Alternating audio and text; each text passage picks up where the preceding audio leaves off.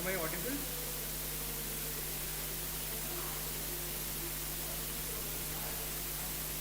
Mona, am I audible?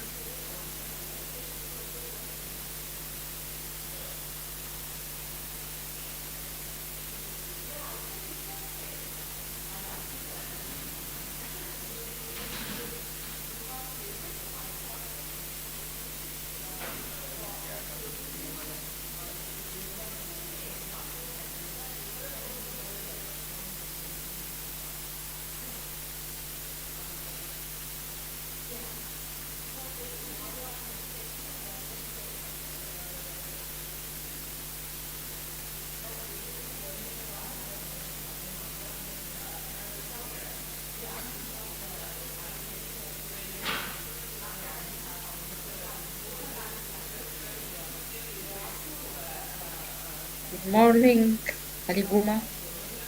Good morning, Aliguma.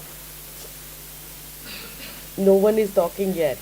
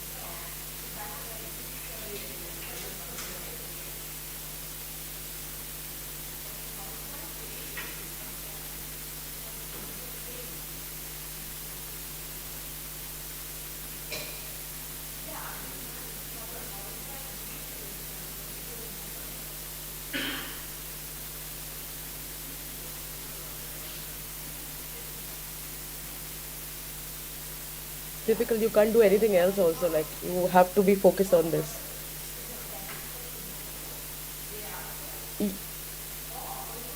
I don't hear you. Yeah, They trying to fix the audio from the yeah, I room. understand. I understand. No, because I was writing something and before my meeting, and now I can't.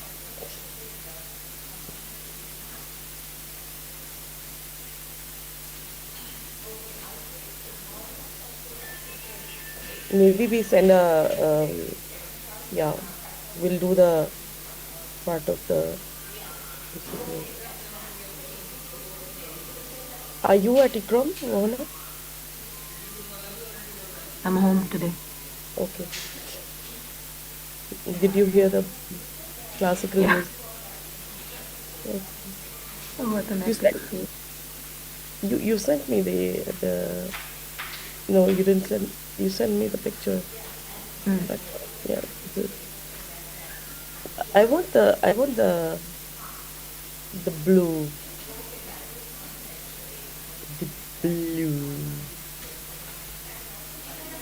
Oh, I can do with this one, but the for this one, with zero, we must have the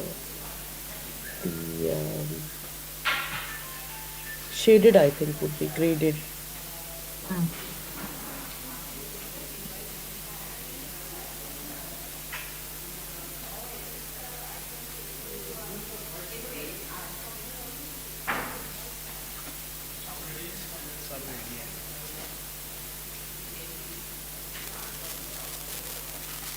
You have blue, blue. Fine.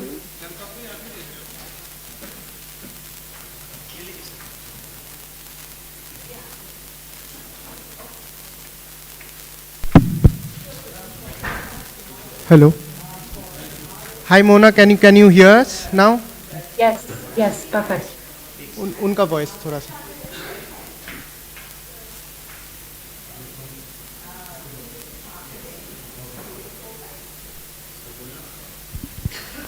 Mona, would you try speaking again so that we can check the audio?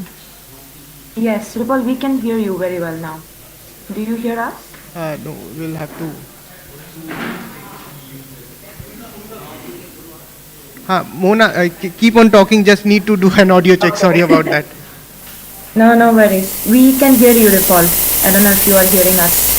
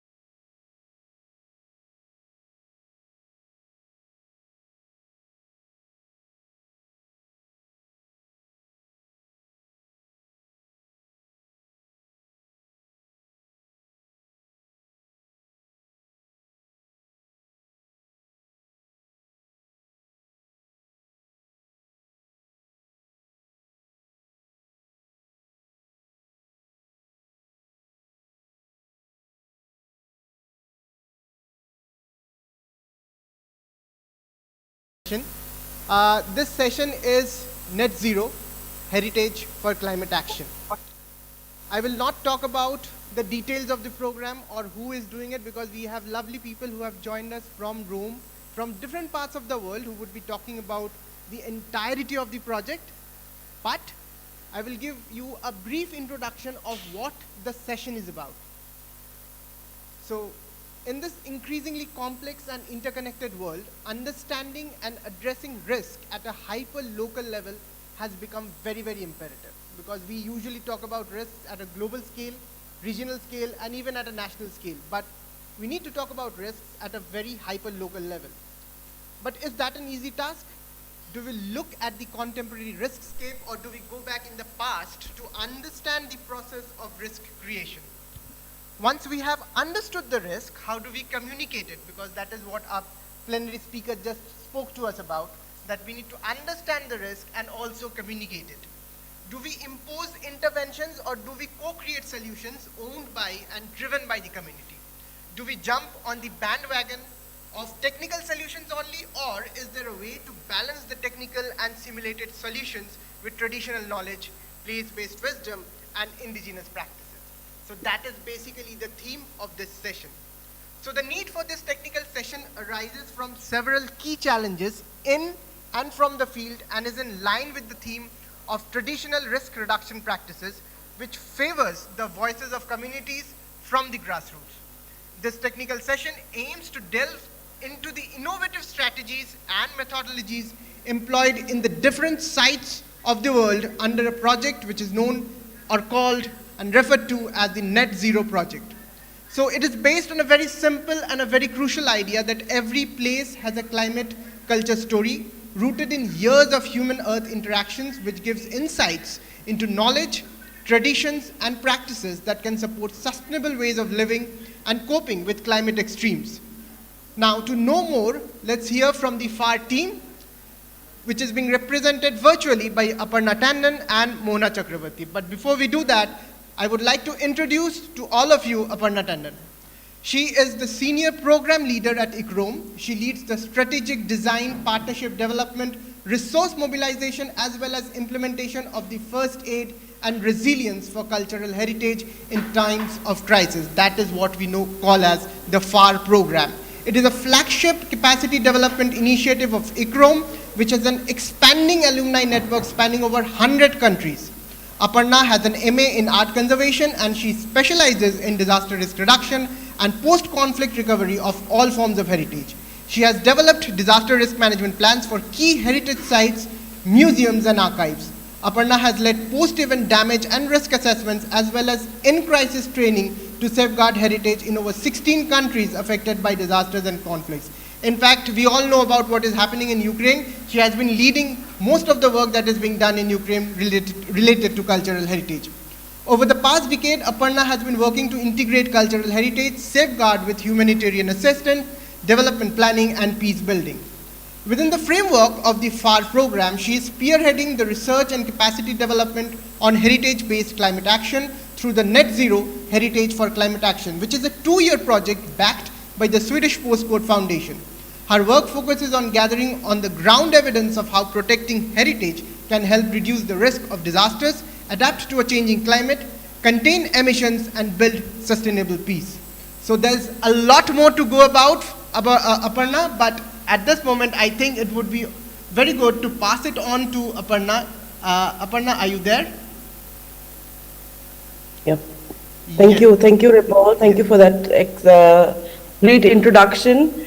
Really looking forward to an interaction through this session and learning from all those people who are much more experienced and have gathered here to attend this session, which is about culture and how culture can be an enabler of peace as well as disaster risk reduction. So thank you for that introduction. I would like to briefly explain to all of you the idea of net zero, which is net zero heritage for climate action, but also the programming that is behind this project, or the program, the parent program, which is First Aid and Resilience for Cultural Heritage in Times of Crisis, a flagship capacity development program of ICRAM. I would like to share my screen. I have a small presentation to show. So what is ICRAM, first of all? ICRAM is an intergovernmental organization that was created after the Second World War with the mandate to promote conservation of cultural heritage worldwide after the world had seen much destruction. And since then, disaster risk management for cultural heritage is one of the core functions of ICRAM. The program that I lead is a capacity development program in a sense, and one of the key challenges that heritage faces today is climate change. Like everyone else, it is the most defining challenge, and we should not forget that our responses as well as our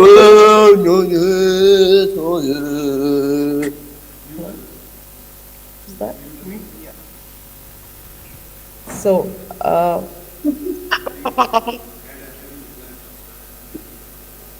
can you hear me? Yes, ma'am, we can hear you. Yes. Okay. Okay. So I saw some. Okay. So I'll start again. So we should not forget that our perceptions and our attitudes, as well as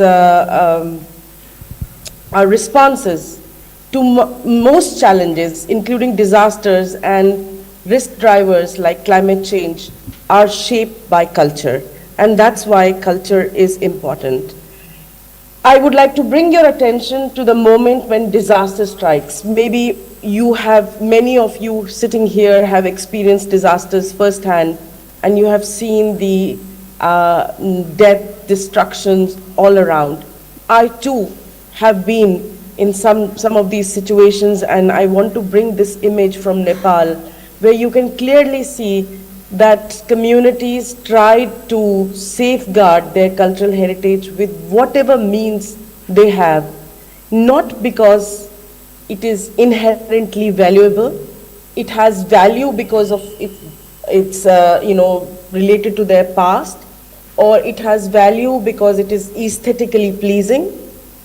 Cultural heritage is important to communities because it means a thread of continuity, linking of something from their past, which makes the place that they live in special, and bringing it to their future. It's a process, and often we just dismiss heritage as something like a thing. And this is where we have to move away from the physical, and we have to see what people think as important. Why do they want to give up their lives to safeguard heritage, and how this process helps safeguarding heritage or giving value to something in a place which is physical, helps to create memories, shape memories, create identities, reshape identities, as well as lay claim to resources, and secure a future. So in a sense, cultural heritage is who we are and what we want to be. So it is all the more important that culture and heritage are seen as a process, as a socio-cultural process that can be used to, as an inclusive process that can be used to reduce risks, as well as that can be used to rally together and fight most defining challenges of our time, such as climate change. Now, one of the problems that we have is that while cultural heritage can be an enabler of peace, there is knowledge embedded in cultural heritage systems, we need to, like everyone else, strengthen its risk reduction, enhance preparedness and response and recovery for heritage. And that's why ICROM's program, First Aid and Resilience for Cultural Heritage, aims to work with local governments and communities to enhance resilience for cultural heritage from disasters, conflicts, and climate change. We aim to reduce conflict and disaster risk to all types of heritage, build disaster resilient communities, promote sustainable peace, and contribute to climate action. Our motto, "Culture cannot wait," is embedded in the idea that culture is a shared source of identity. It is an enabler of peace. It can also be an enabler of conflict if not handled right. It is a pathway for just climate transition, and it helps build disaster resilience and promote sustainable development. That's why participation, prevention, forecasting, and interagency coordination are some of the key pillars of our programs. We prioritize risk-prone regions, and the services that we offer include international and regional FAR courses. We also do on-demand national and regional courses and trainings. For example, we've held exercises for India, BIMSTEC, and we have also held courses here on disaster risk management. We undertake multi-hazard disaster risk management plans and help develop for diverse types of heritage, including World Heritage sites, and many of them have been in India also. We offer technical advice during a complex emergency. As Ripal mentioned, we are working actively in areas of conflict as well as disasters. We offer multi-actor national and regional simulations. And who are we? We are a network of climate scientists, conservators, disaster risk reduction specialists like Ripal, librarians, curators, conservation architects, community leaders, and our network spans 122 countries. So it's not just the secretariat at ICROM that makes the program. The program is, in a sense, our network, some of which you will meet with today on this panel. What sets us apart is, as we said, we look at complexity and we look at risks in a local perspective, but we look at all sorts of risk drivers, and we also try to understand how culture is interacting with the root causes of disasters and conflicts in a given place, and risk drivers like climate change, how they are in turn influencing both these interactions as well as how they are impacting cultural heritage. We connect knowledge from diverse sectors and professionals that I have already highlighted, and we also directly work with communities, and our approach is that we have people-led cascading capacity development projects. For example, we not only give training, but after the training we give seed grants, and with those seed grants our participants actually implement some of the key ideas that are given to them in the training on the ground, and that helps us create a positive feedback loop, and it goes into our research and development for developing tools that are helpful.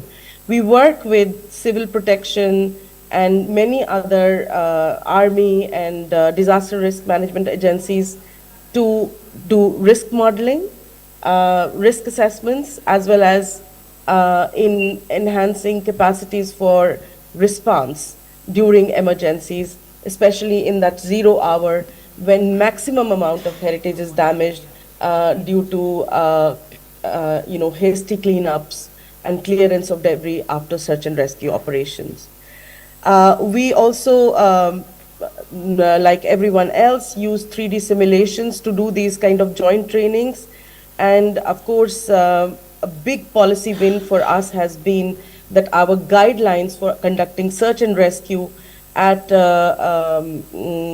heritage places has been unanimously accepted by OCHA, the Office for Coordination of Humanitarian Affairs, as in their technical reference library, and soon we hope this will pave way for more direct and more, let's say, collaborative work where we'll be able to develop localized coordination mechanisms. One, as Ripal highlighted in his introduction, it is very important to understand how risk is perceived in a place and what are the dimensions or the contributing factors. And it is also very important how communities perceive risk.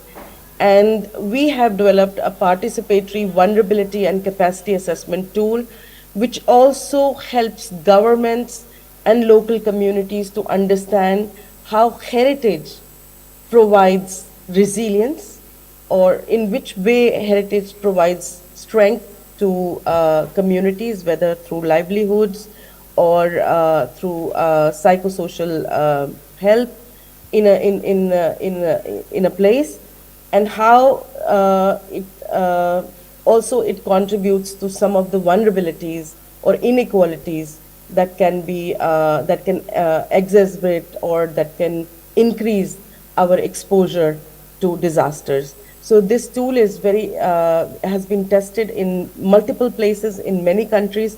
I would encourage all of you to look it up, and if you're interested, we'd be very happy to give you further explanation.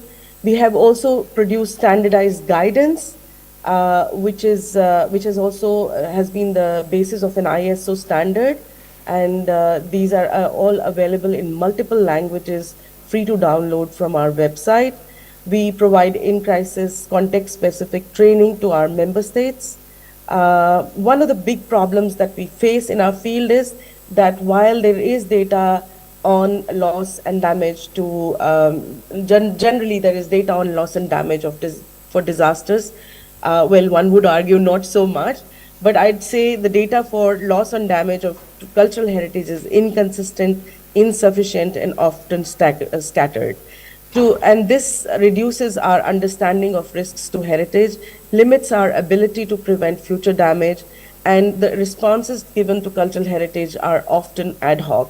I would like to ask many of the audience sitting here, how many of you know that how much did India lose in these recent floods that we suffered in Uttarakhand and in Himachal?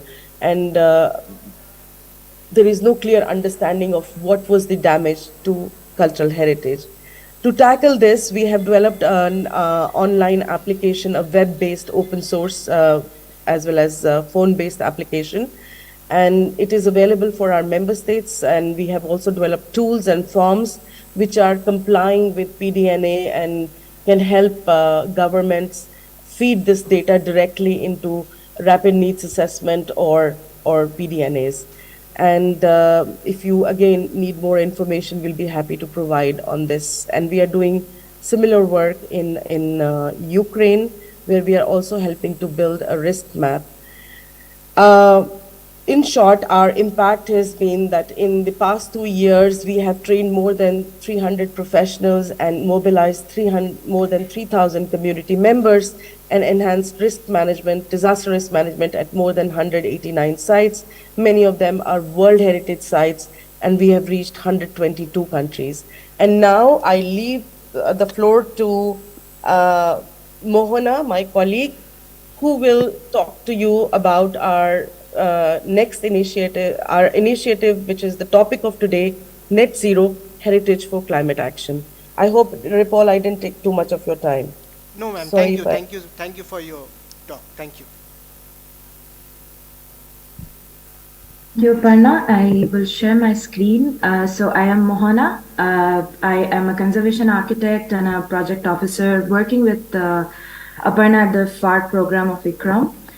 And it's my pleasure today to join you all. And before I even start with the Net Zero project, I just want to remind everyone that in 2021, the Intergovernmental Panel on Climate Change, IPCC, issued a code red for humanity, calling upon governments to limit the global temperature at 1.5 degrees above the pre-industrial times to avoid irreversible consequences on our planet and the life that it sustains. 2 years later, we saw recently, for a record number of days, where the world already breached that mark, and research shows that it will continue to do so faster than expected. Climate change impacts lives, livelihoods, infrastructure, economy, biodiversity, but it also has a great impact on cultural heritage, both tangible and intangible. Some of the oldest settlements and monuments are at risk of being completely submerged due to the rising sea level, and we will see a case today that we have from Egypt. Migrations caused by climate change often poses great risk of displacing communities at the forefront who holds valuable knowledge about the place.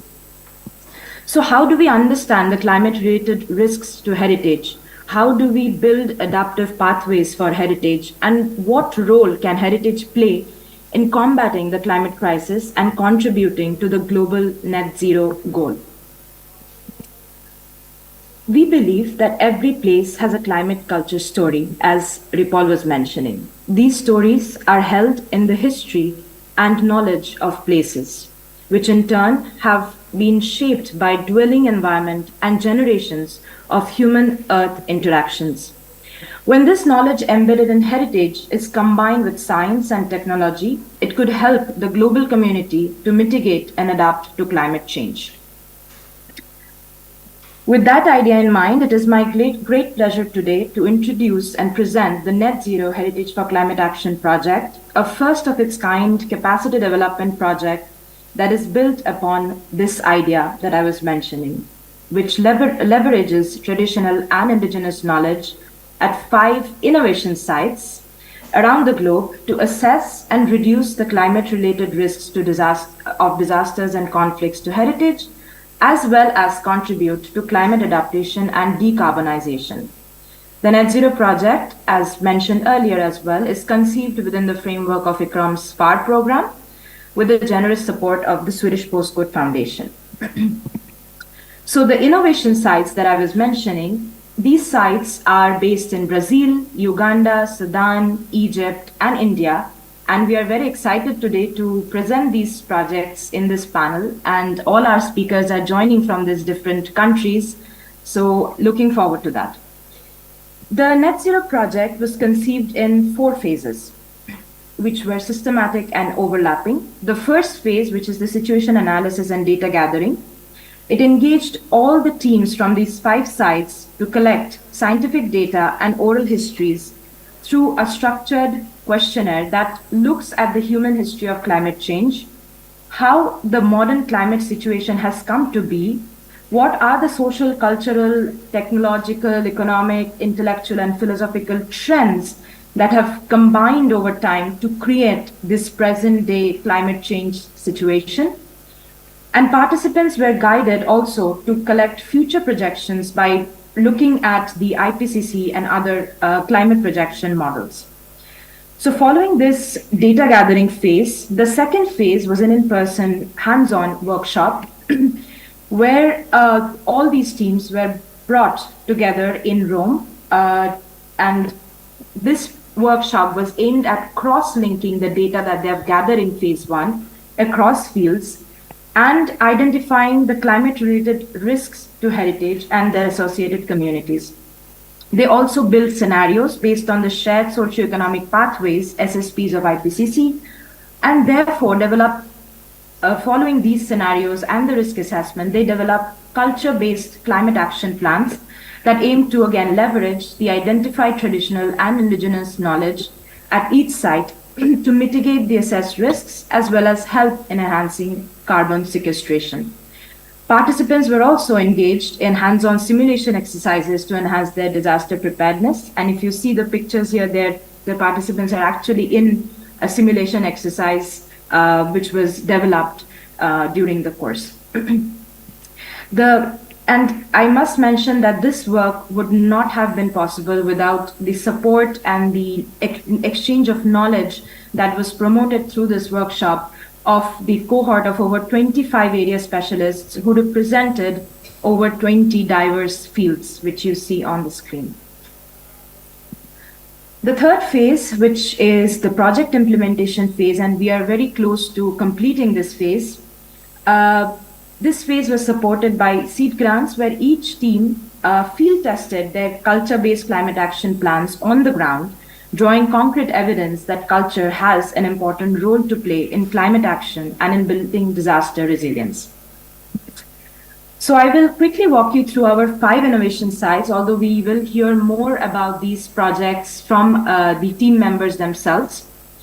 So in Sudan, for example, in the Tuti Island, the team is working to document and disseminate the TAYA system, which is a local early warning and flood mitigation practice, and which is highly currently threatened due to the mass displacement of knowledge bearers in the face of their ongoing conflict. Then we have Ubatuba in Brazil, where the team is working with the Quilombola community to document their knowledge on native crop and plant species, building seed banks using locally available materials and knowledge on food preservation to enhance food security. They're also mapping community health knowledge on safe spaces or highlands during floods, which is then going to be communicated with the civil protection and disaster risk management agencies to strengthen evacuation mechanisms in their area. Our Egypt team is working extensively with farmers, fishermen, and school children as well to raise awareness on climate change, understand their risk perceptions, enhance early warning systems by tapping into the ancient Coptic calendar, as well as planting native sycamore trees and scientifically testing their potential to reduce salinity of fertile soil, which is aggravated by the rising sea level. In Uganda, which is threatened by the rapidly melting glaciers of the Rwenzori Mountains, causing devastating floods, the team is working with the indigenous Bokonzo community to plant native bamboo trees to enhance soil strength and prevent riverbed erosion. They're also engaging neighboring indigenous groups to bring them together in a dialogue to enhance their social cohesion. Finally, our India team, which will again be presented by the team members, so I will not say a lot about it, is working in Jodhpur to study and document the heat mitigation behavior of the vernacular architecture in the city, as well as documenting the water architecture, the water infrastructure that is spread across the city, and raising awareness about these water bodies, the importance of these water bodies through story circles, dance, music, and theater plays. The fourth and final phase of Net Zero is the International Symposium and an open access publication. We hope to share the insights gained from this project widely through this conference, which is to be held from the 19th to the 23rd of February next year. And we welcome all your participation and partnership. You can also scan the code to register your interest for the conference on the screen. And not only that, but also building on the insights gained from the project. And we have identified several gaps in our field while doing the Net Zero project, and we are collectively developing a climate risk management tool for heritage, which we hope to release very soon, next year. So what is next for us? What is next for Net Zero? We wish to upscale this work by offering regional courses in South and Southeast Asia, in the Pacific small island states, as well as other areas in the world, based on this field-tested tool that we are developing, as well as the field-tested training module that we have developed in the Net Zero project. And we wish to create a cohort of professionals of heritage, disaster risk management, development professionals, as well as climate scientists who can help mainstream heritage-based climate action. With that, I welcome your partnership in furthering our efforts and our work, and thank you for your attention. Over to you, Ripal. Thank you, Aparna. Thank you, Mohana, for that very detailed description of what the FAR program is about, what it does, and how the Net Zero project has been conceived and how it is being rolled out. So without wasting much of a time, because we are at a loss of time, I would like to invite our keynote speaker, Ms. Barbara, whom we have already heard, so I do not need to introduce her again, but she is the senior consultant at Craig and McAllister. She is an expert on disaster risk management and cultural heritage. Over to you, Barbara, but you will have to stick to time, please. I will try to be super brief. Can you switch to the presentation, please?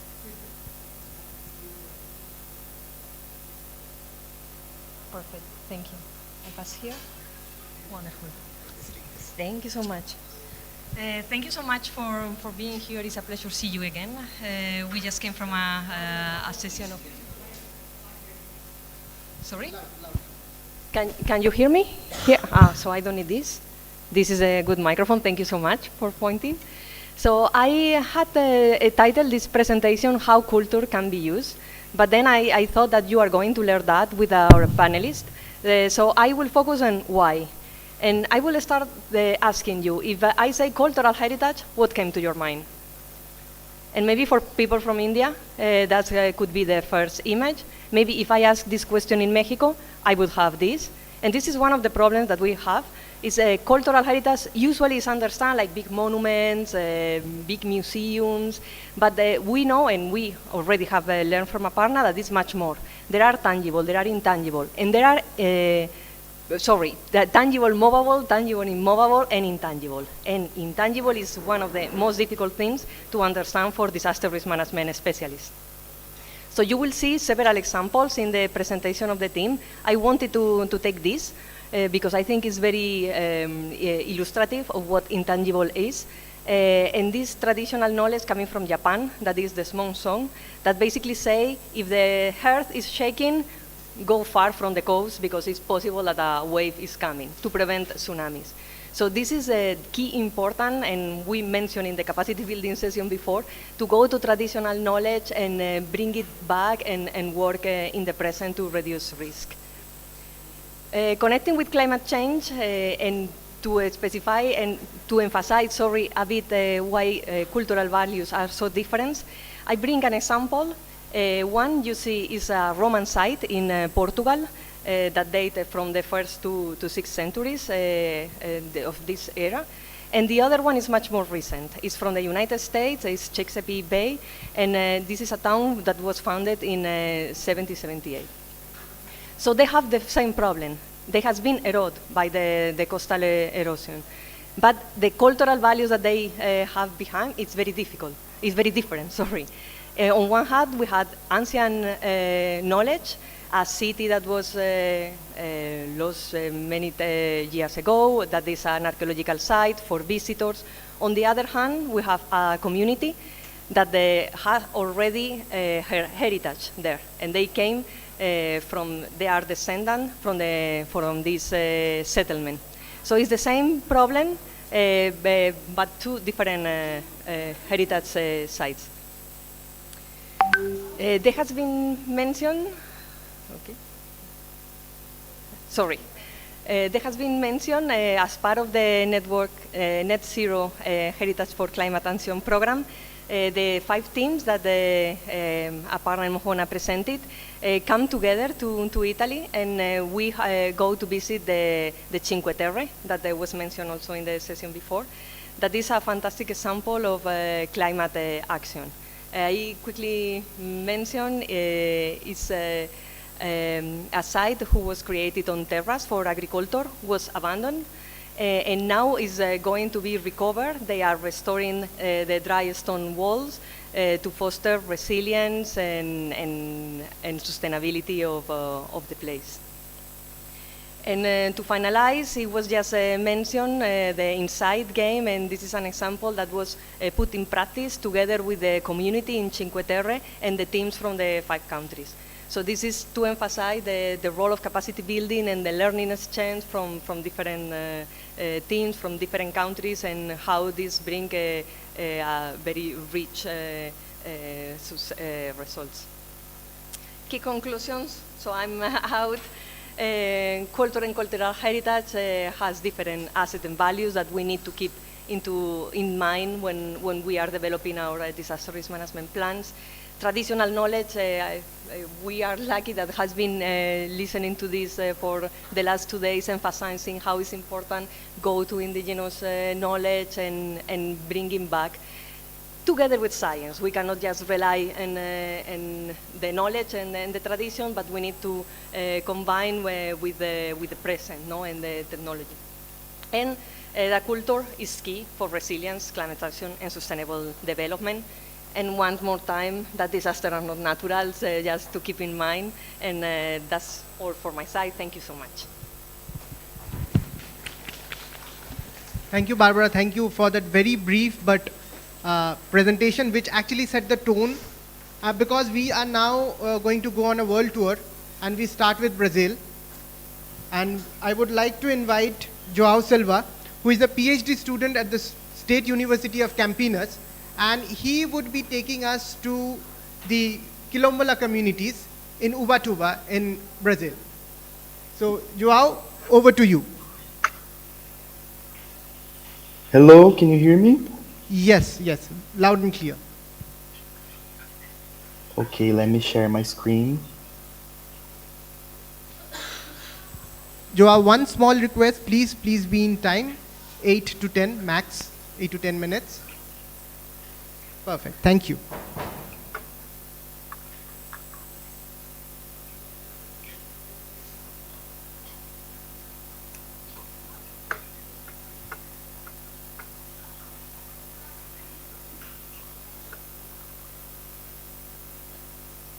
Can you see my screen? Yes, Joao, yes.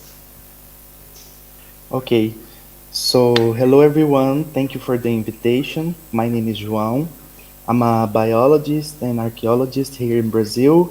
I'm representing my team, and I'm going to talk about the study case of Ubatuba, the Quilombo Camburi. So, Ubatuba is located in the north coast of São Paulo in Brazil, and the Quilombo Camburi is located in a very rough continent where we have a lot of slopes, for example, and here we have the area of the Quilombo that is divided by a highway.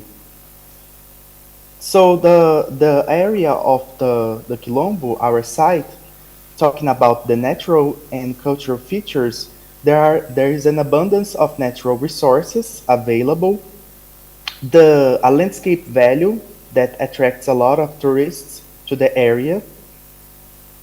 It is located inside a protected area of Atlantic rainforest that is one of the most endangered biomes of the planet. It's a reserve of biosphere.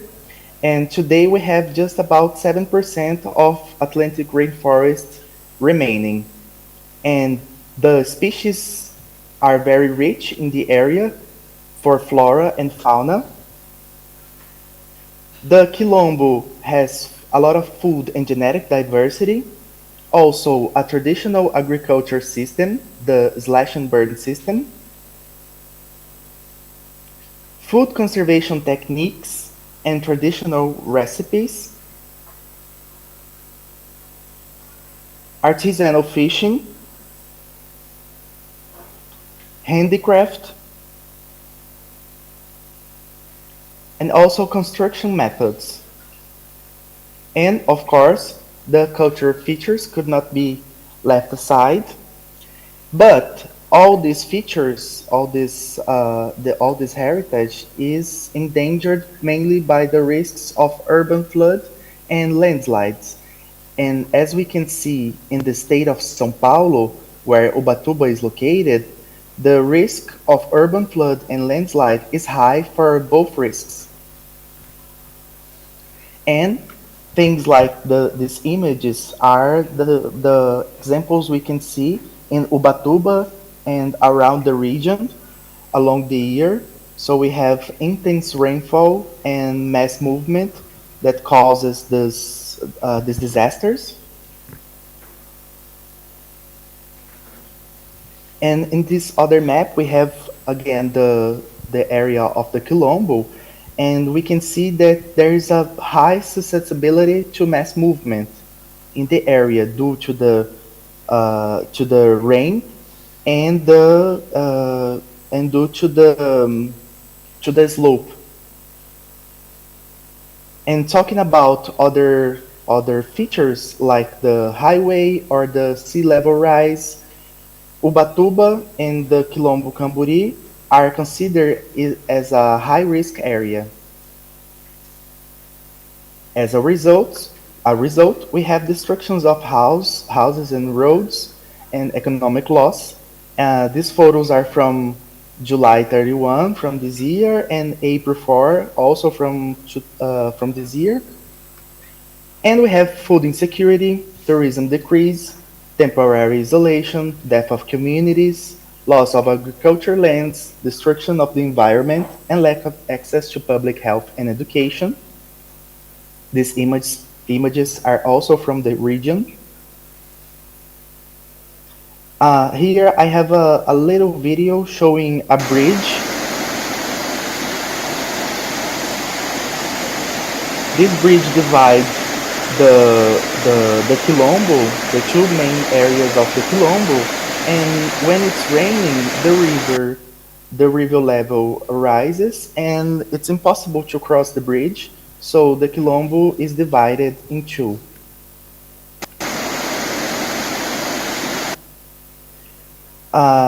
And what happened is that in 1977, environmental protected area was created where the Quilombo is located, and with this there was a prohibiting of traditional practice such as the slash and burn agriculture. With this, there was a gradual decrease in traditional subsistence agriculture practice and also a decrease in fishing as a result of predatory navigation. It resulted in rural exodus, especially of men. And with this, agroforestry backyards, they arose as an alternative, as a rhizomatic counter-hegemony, and also as an autonomy and female protagonism, a reality that is observed in different Quilombola communities throughout the country. As we can see in newspapers, we have the agroforestry backyards transforming the lives of Quilombolas farmers in other regions. They are forms of resistance and knowledge production. They also feed the community, and in this new, we have the pandemic situation covered, and there's a little passage that says that all the women in the Quilombo participate in the practice of planting. The plantations operate in the backyards of houses and in the community's gardens. They produce a lot of things, and they don't plant more because they don't have much space. But with a little space, they plant a little bit of everything. And this backyard are also they are also revealed in papers and dissertation, thesis, books. So these spaces, these backyards, are configured as powerful tools for applying this local ethnobotanical knowledge, aiming not only the food security and climate resilience, but other functions, other social environmental functions, individual and collective. For example, the production and transmission of traditional knowledge and practice, the exchange of floristic and food diversity. It's also a space of belonging and territoriality, aesthetic and landscape value, natural medicine, and a form of resistance. And for this, we aim in three main actions. Those are creation of decentralized seed banks, where we are going to recover a lot of species, native species that were lost throughout time, so they can enrich their backyards.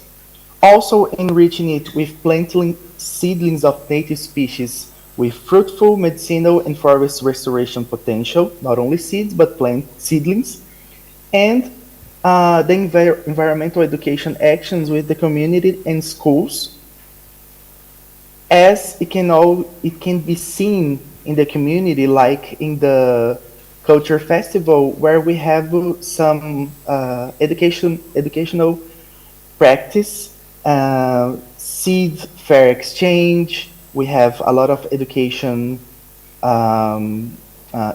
actions into the community. And this is the Quilombo, a part of the Quilombo Camburi that is composed for about 200 people and 38 families. And thank you very much for your time. Thank you, Joao. Thank you for the wonderful presentation. I will request you to stay back in case anyone has a question at the end of this session. Before we move on to the next speaker, and we are traveling world again, so we will go to Egypt this time. But before we do that, I would request all of you to pay attention to two very crucial things here. Joao was actually talking about Brazil, but many of us coming from different parts of the world and different parts of India would want to relate to what is happening in Brazil with our own area. It's a very similar context, but it has very minute contextual differences. So we would want to reflect on that. And second, when we were talking about capacity building in the plenary session, you imagine a capacity building program of this kind, where people are actually trying to explore and leverage the power of transdisciplinarity. If you have noticed, Joao is basically a biologist. He's talking about conserving and preserving intangible and tangible cultural heritage in face of climate challenge. So he has to learn climate change, what is happening, and how he can safeguard this. So the power of transdisciplinarity is being exemplified in this particular presentation. So with that, we move on to Egypt, as I said, and I would like to invite Amira Sadik, who is the executive manager of the Egyptian Heritage Rescue Foundation. Amira ji, over to you. And please be on time. Thank you very much. Over to you, ma'am. Thank you so much, and I am very happy to be present with Net Zero and in this very important gathering.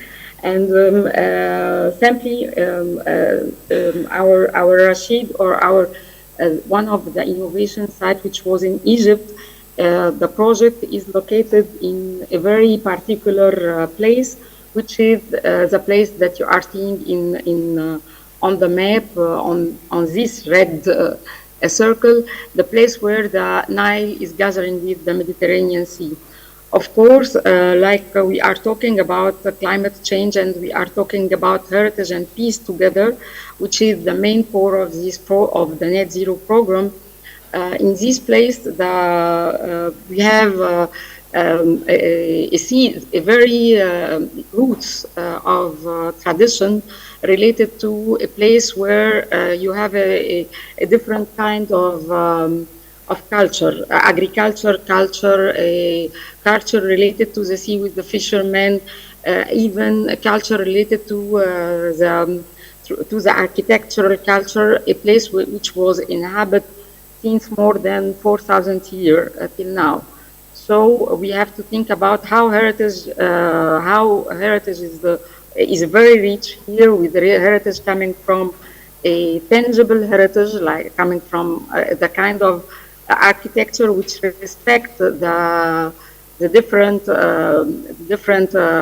which respect the atmosphere of the place, and also with a very ancient Egyptian flora that's coming from an agriculture civilization. And when we are talking, like Mohannaji was talking in the first phase of this project related to how we gathered the information and the desk work there, we have worked on the ancient archives. We have working related to the ancient civilization, and how this place, which was called also the 2 million palm place, was very important. Was since the old time, the kind of plantation that was there, it was really a very good plantation, and related to mitigate and to overcome the climate change since 4,000 years ago. So this kind of plantation of palm was a very good wall in natural wall in preventing the desertification, and and at the same time another flora related to the kind of agriculture, which was the kind of harvest that we have there, was very good also for preventing the salinization of the land.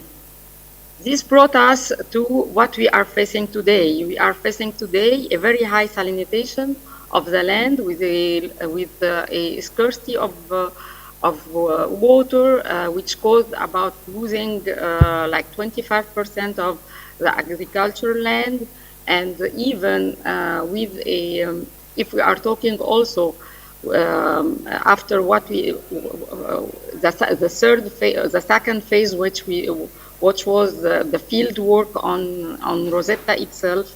When we went there, also besides the salinization, we have like a very poor drainage system, which making with the rising of the sea level, and with the drought that we have, and with the rising of the temperatures that you can see also the projection on the IPCC and on the integrated coastal zone management in the northern coast of Egypt system. The losing of land due to the salinization is coming over 25%. The losing of land due to erosion is coming to 50%, and this was like the root causes behind that. This place was the high ratio, the place where we have the most of illicit immigration coming from Egypt toward to Italy and to other countries there. Because the young generation from, we are talking from 18 till even 5 years old, most of them are looking to how to migrate by this kind of illicit trafficking there, and to get like good opportunity out of our homeland. And at the same time, a lot of tradition are being lost, tradition related to what are the ancient Egyptian calendar of agriculture, or how we are maintaining the fishing system, especially with a kind of fishing net, which are very suitable to the kind of fishes that we have there, the local, the migrating fishes that are coming especially in special time to the mouth of Rashid, the mouth between the water, the Nile water and the Mediterranean water, to put their eggs there. And this is because of the climate change. A lot of these whales has been lost. We have maintained here with the community in the field, phase. We have maintained with them a lot of activity for the children, for the youth, and even for the families there. We have to say that even when we wrote our recent statement, we was talking about 7,000 people, but now we are talking really on the ground with about 15,000 people. Most of them are working in the three main craft or the three main activities, which are fishing, farming, and other handicraft. And each one of them is working the three activities together. At the same time, one of the main hazard who is coming also is the pollution coming from the petroleum company.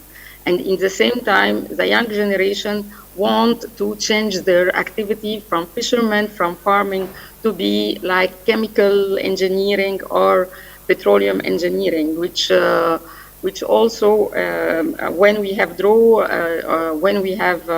used the participatory games by ICROM, like the Inside games, and we have even making it like a dream map for them, for the children. Some of these statics have came, which means that we need a lot of awareness there and a lot of changing the mind, the set mind of the community. Not changing the set mind, but just bring them a little bit a step back and a step forward. I have to say that one of the amazing things there was when we work with the community, that already they have making a kind of mitigation plan for what they have seen during the or the last decade, during the draft of their land, and even they have making a innovation of how they can do a craft which can be like another source for enriching the livelihood of the land there, but only like you see that the old generation who have this traditional knowledge. And a part of this project was not only to document, but to bring the new generation and to be like a bridge of between a bridge between the young generation and the old one. And this has been coming by a very heritage solution, which was a kind of the sycamore tree, which is a very old and traditional tree coming from the ancient Egyptian civilization, and even it is related to the women who are really one of the main pillars of this civilization.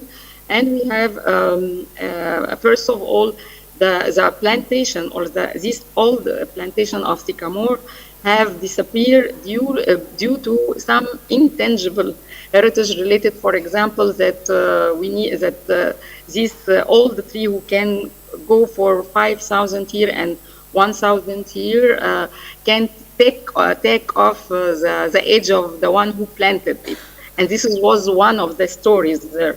So we make with the whole communities more than one activity till we planted about till now 40 trees in this small village.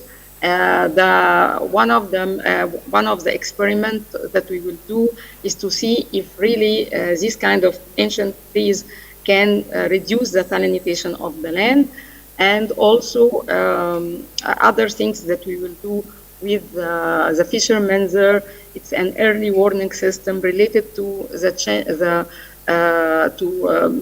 this early warning system will be a kind of application on the mobile phones. All of them, they have a kind of mobile phone, but it will be visual application a little bit to be easy to be understand from them.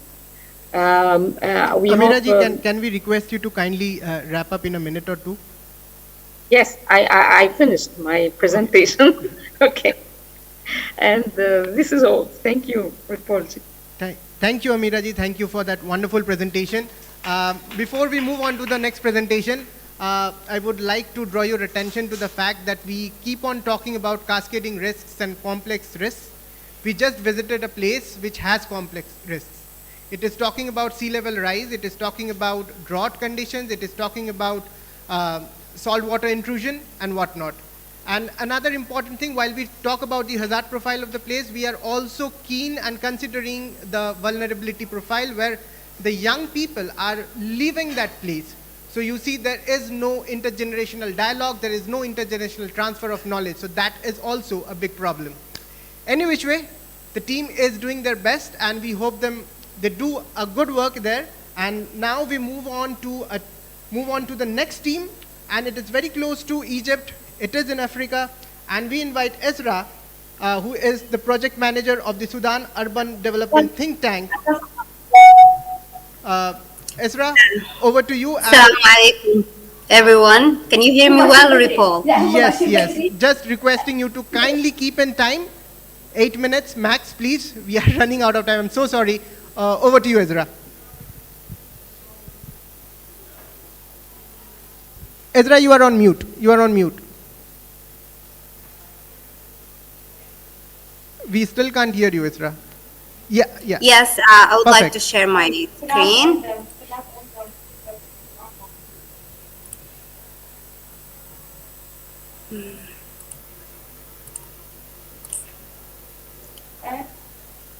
Hello, everyone. First, let me introduce myself. I'm Isra Al-Ghadi. I am from Sudan and representing now Sudan team. And we are working on a site that is called Tuti Island. Tuti Island is a place in the confluence of the Nile. And it's a very unique island, one of the old habitats and human settlements in Khartoum. And actually, it's the seed that created Khartoum as we know it right now. It's in the confluence of the Blue Nile, which comes from Lake Tana in Ethiopia, and the White Nile, which comes from Lake Victoria, from Kenya and Uganda. So in this very unique place where these two Niles to create the great Nile, River Nile in Africa, we have Tuti Island. Tuti Island is one of the old settlements, and it has its own history and diversity in ethnic groups and agricultural practice. It's based on agriculture from tribes called the Mahas, who came from North Sudan and settled here, and then started on working on agriculture and teaching Quranic studies and teachings in Khartoum. So basically the start of Khartoum was in Tuti. This island has been facing a lot of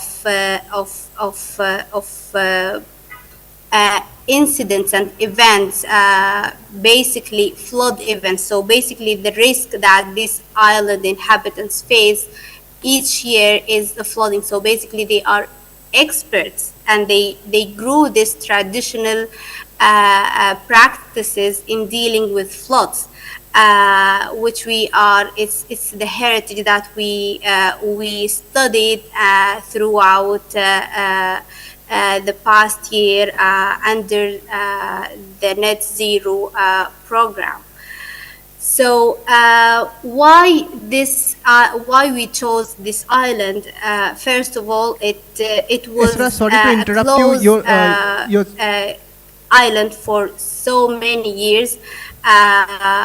So only the way to be reached to is by boats until 28 when there was a bridge constructed between Khartoum and this island.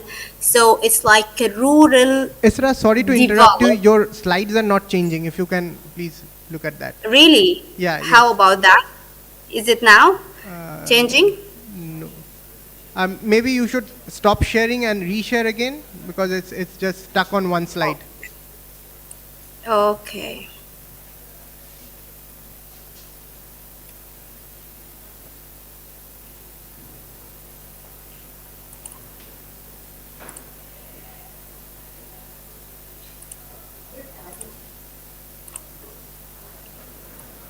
Now, can you see it? Yes, we can see your slides, and yeah. Is it changing? No, it's still not changing. It's still not changing. You Okay, can go to the then full I screen will, mode and then try. yes, maybe like this, I guess it's better. Yeah, this way also works. Yeah. Okay, sorry about this. So basically, this island, they have history in dealing with floods, and it's like a rural area within a larger urban area. So they kept a lot of intangible and tangible heritage in there, and we are focusing only in one heritage, which is the Thai practice to deal with floods. So we like focusing in one of the main aspects of intangible heritage in Tuti Island. But by referring to a lot of archaeologists and historians, there are a lot of intangible heritages in Tuti that needs documentation and studying more. So this heritage that we are focusing on is called the Thai system, but I will come to explain it later. Why we focusing on this practice in dealing with floods? Because it's happening every year, and every year, the Nile flooding in Sudan is like an event, and a national event that happens throughout the country. And during the flood season, it's like we have only just focusing on floods and settlements and like that, and the affected areas. And the Tuti island inhabitants, they just take the lead and always making a role model in dealing with this by using their heritage. But addressing the climate change issue, and this phenomena affecting a lot of places, is Sudan is not far away from that. So relying on the projections and studies from climate climate observation institutes, and the UN and World Bank, and every interested institution in this aspect, it shows that the frequency of floods and the severity of it are going to increase due to this phenomena.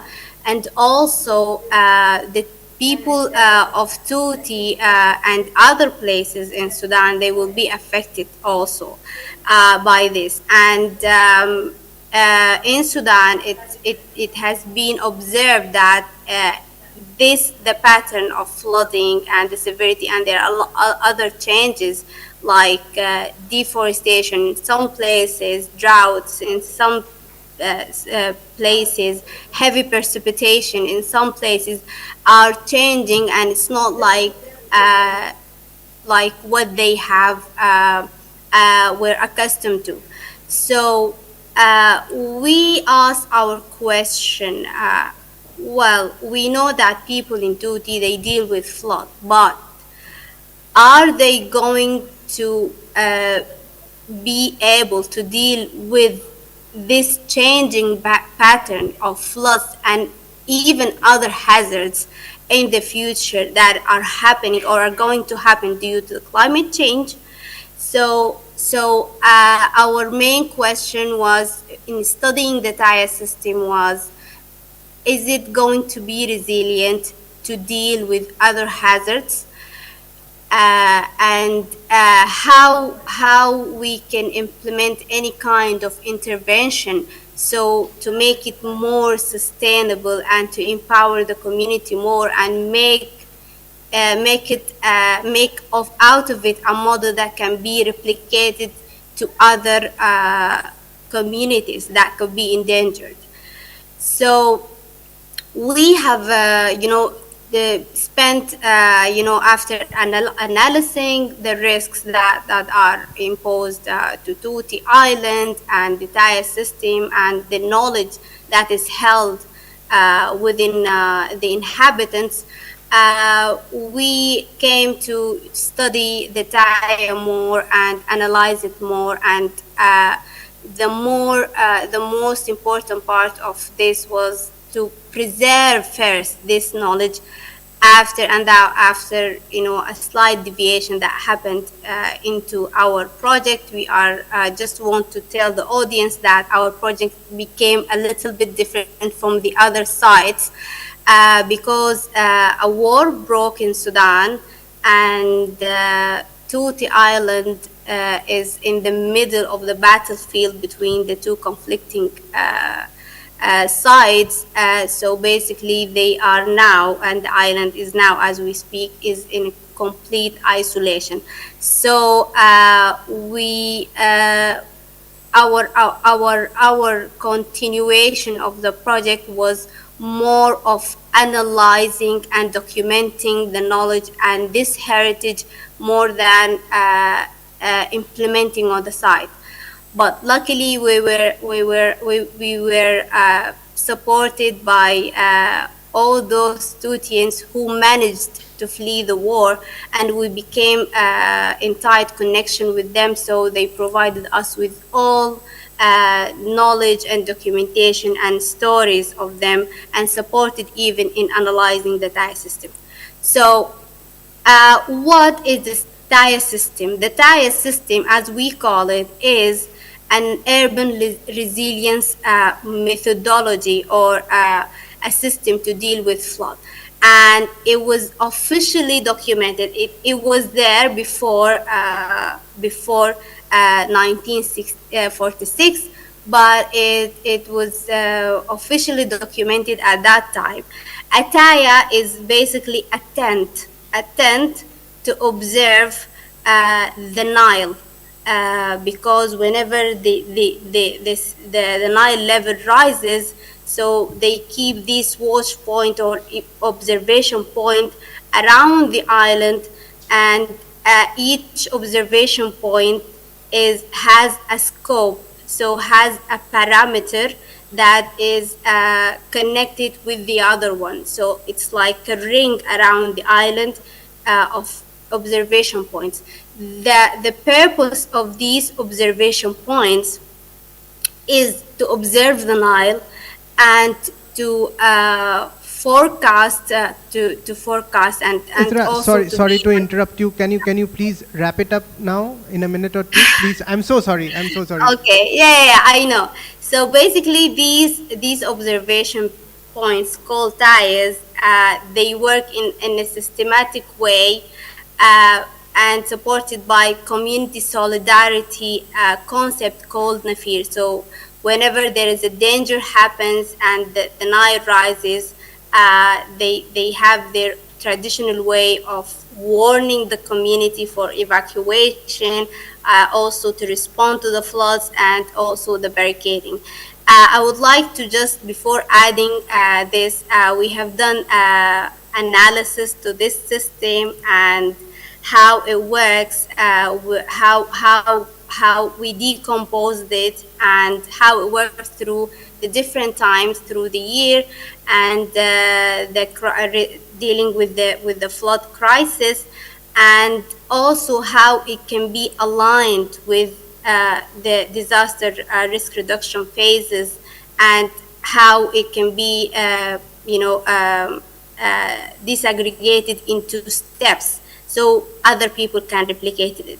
And the result of this study was a document that includes lessons from the Taya, including steps, guidance, stories from the Taya, and also the lessons learned from this project that we took from the workshop that we took from in Rome and the other sites.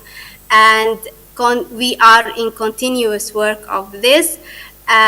Also, the last thing is now we know that Taya is working for dealing with this conflict and they are these points are not only observing and dealing with the floods, they are now dealing with the conflict, providing food, supplies, and even clean water to the inhabitants who are stranded now in Tuti Island.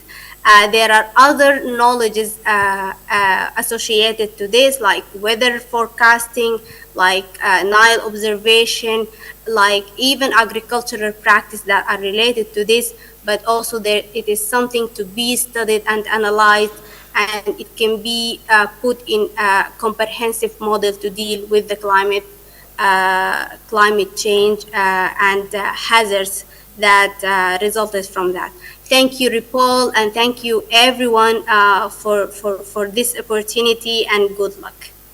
Thank you, Isra, for that wonderful presentation. Before we move on to the next presentation, let me highlight two very important things. We often understand early warning system as to be very, very technology driven, but here we are talking about an early warning system, the TIE system, which is not anything which is near to technology. It's completely human driven. That's one thing. And the second thing is that we are talking about disaster risk reduction in a context which is strife with conflict. So all hats off to you, Isra, for pulling this off, and thank you for taking time out for this presentation. We'll move on to the next presentation, and that is from Uganda. I would like to invite Ali Guma, who is from the Cross Cultural Foundation of Uganda. Ali Guma, the stage is yours, but please be in time. We are running out of time. I'm so sorry, but please be in time. Over to you, Ali Guma. Okay, thank you, Ripol, and thanks to Ripol, and thanks to the team that has organized this, and thanks for our colleagues from ICROM. My name is Ali Guma Haviona, and I work for the Cross Culture Foundation of Uganda, like Ripol has just introduced me. I'll talk about Ekisara Chakororo sacred site around Rwenzori Mountains National Park.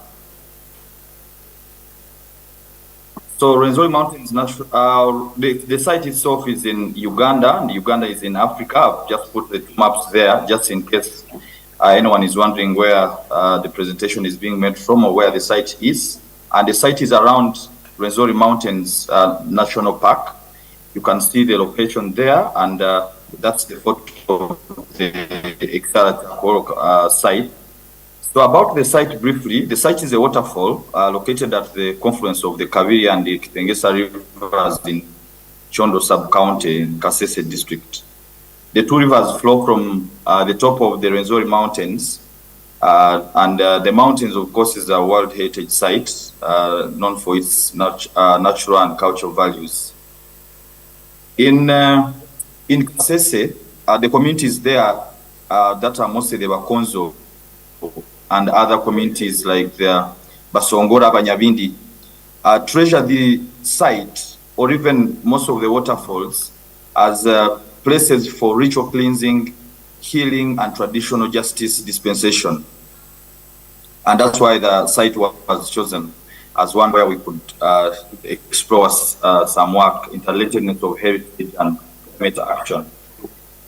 And in terms of the risks of the site, generally, the site is at the foothills of Rwenzori Mountains, and according to the study of the Royal Geographical Society, like you might see on your screen, the glaciers on the mountains are receding, and this is creating a lot of floods and landslides due to the melting.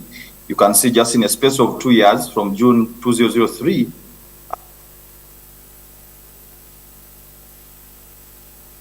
to June 2005, there was a significant part of course, the implication is that this water flows into the many streams in the mountains, and that's one of the streams is River Kabiri, hence creating floods, bursting river banks, and of course the other issue here, the risk is knowledge bearers are being lost.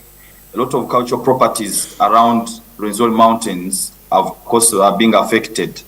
But also one peculiar aspect, a risk in this area is the interethnic conflicts. There are many, well, not many, but the main community is the Bakonzo, and there are like 3 other ethnic communities that use River Kabiri as a resource. River Kabiri is where the Exara Chakoro site mostly is, though it is at the confluence. So there are the Bakonzo upstream where the site is, but also downstream where the other ethnic minorities are. So there's a lot of interrelationship that whatever is happening around the site upstream affects the other communities downstream that are mostly involved in agriculture.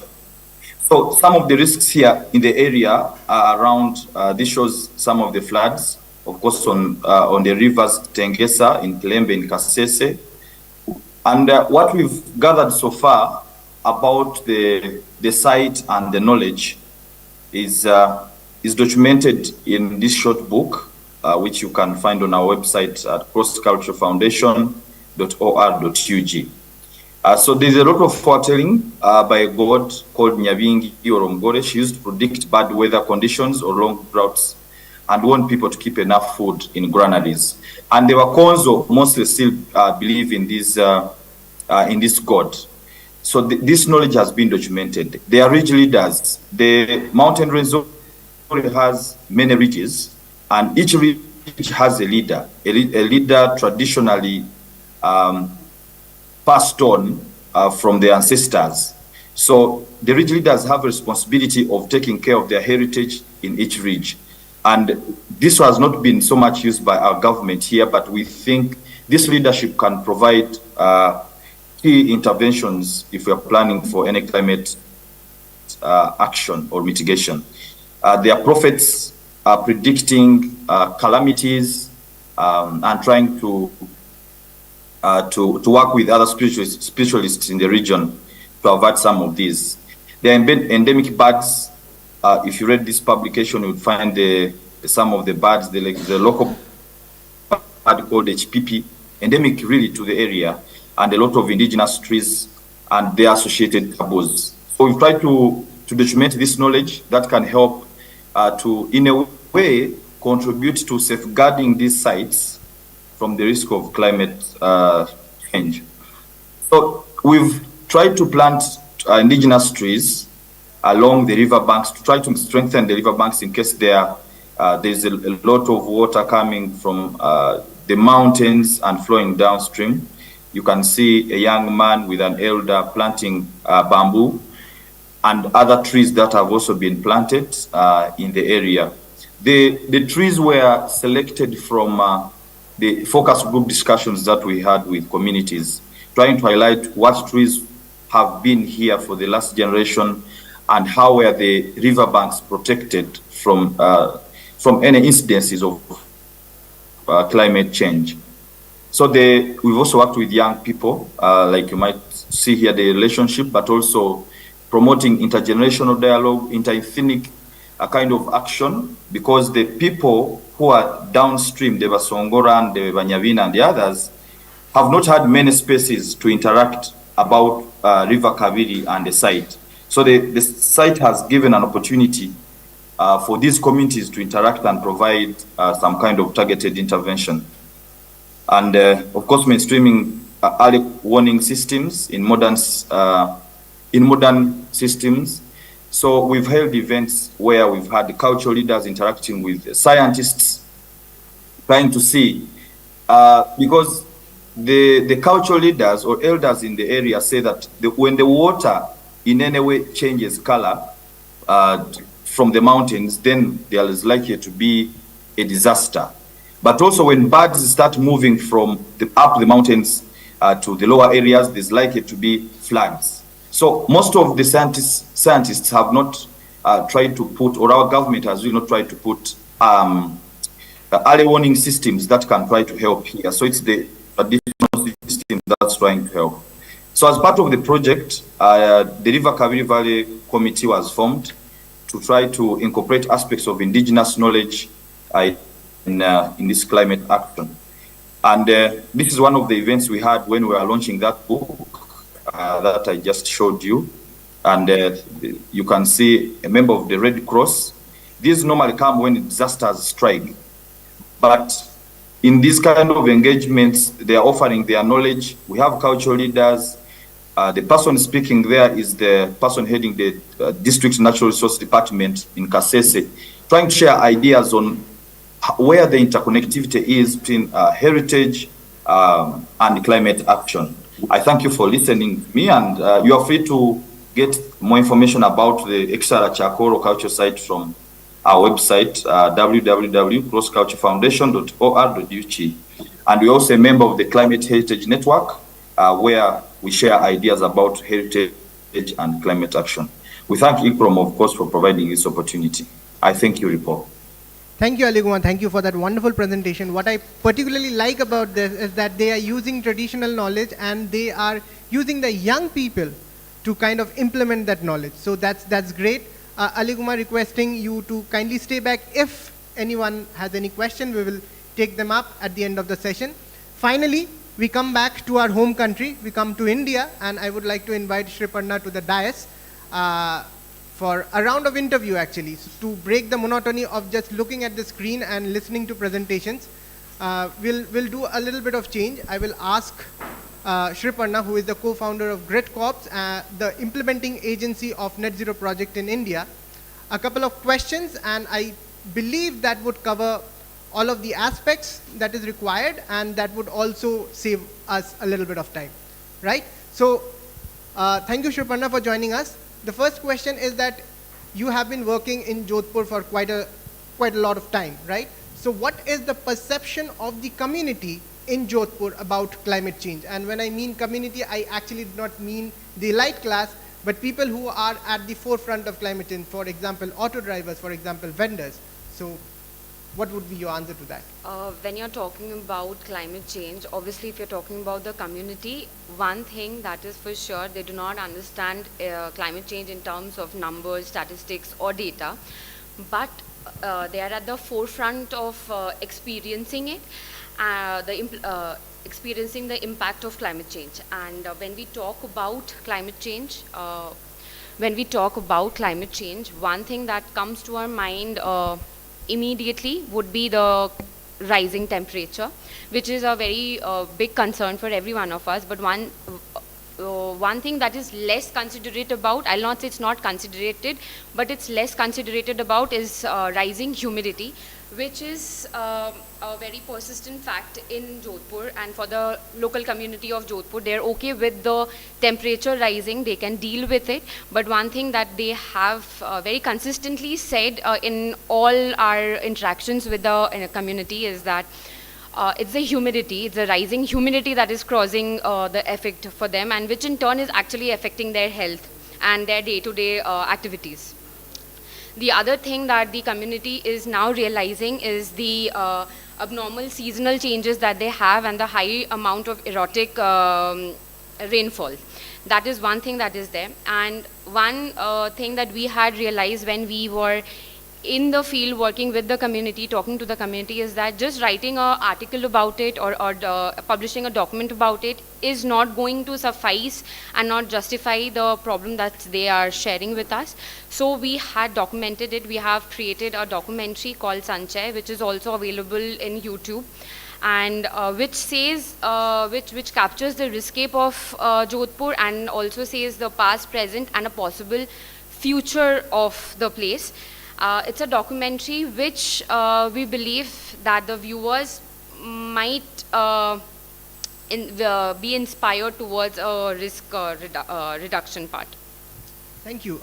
So since you have a lot of experience of working, what seems to be the problem? What seems to be the gap? And in terms of doing something in Jodhpur, what have you done? When we talk about the gap, one thing that is very persistent there and which is there in abundance is the traditional knowledge. But when we are talking about the gap, it is the intergenerational dialogue and the transfer of that knowledge from the older to the younger generation that is missing. That is one very big gap which we came to know about when we talk to the older generation. They have a lot of solutions and very homemade remedies that we talk about to deal with the rising temperature, rising humidity, and all the problems that is persistent there. But when we talk about the younger generation, they are more into the technology part of it. I have the AC, I have the cooler, so it's better to just turn it on and my problem is solved.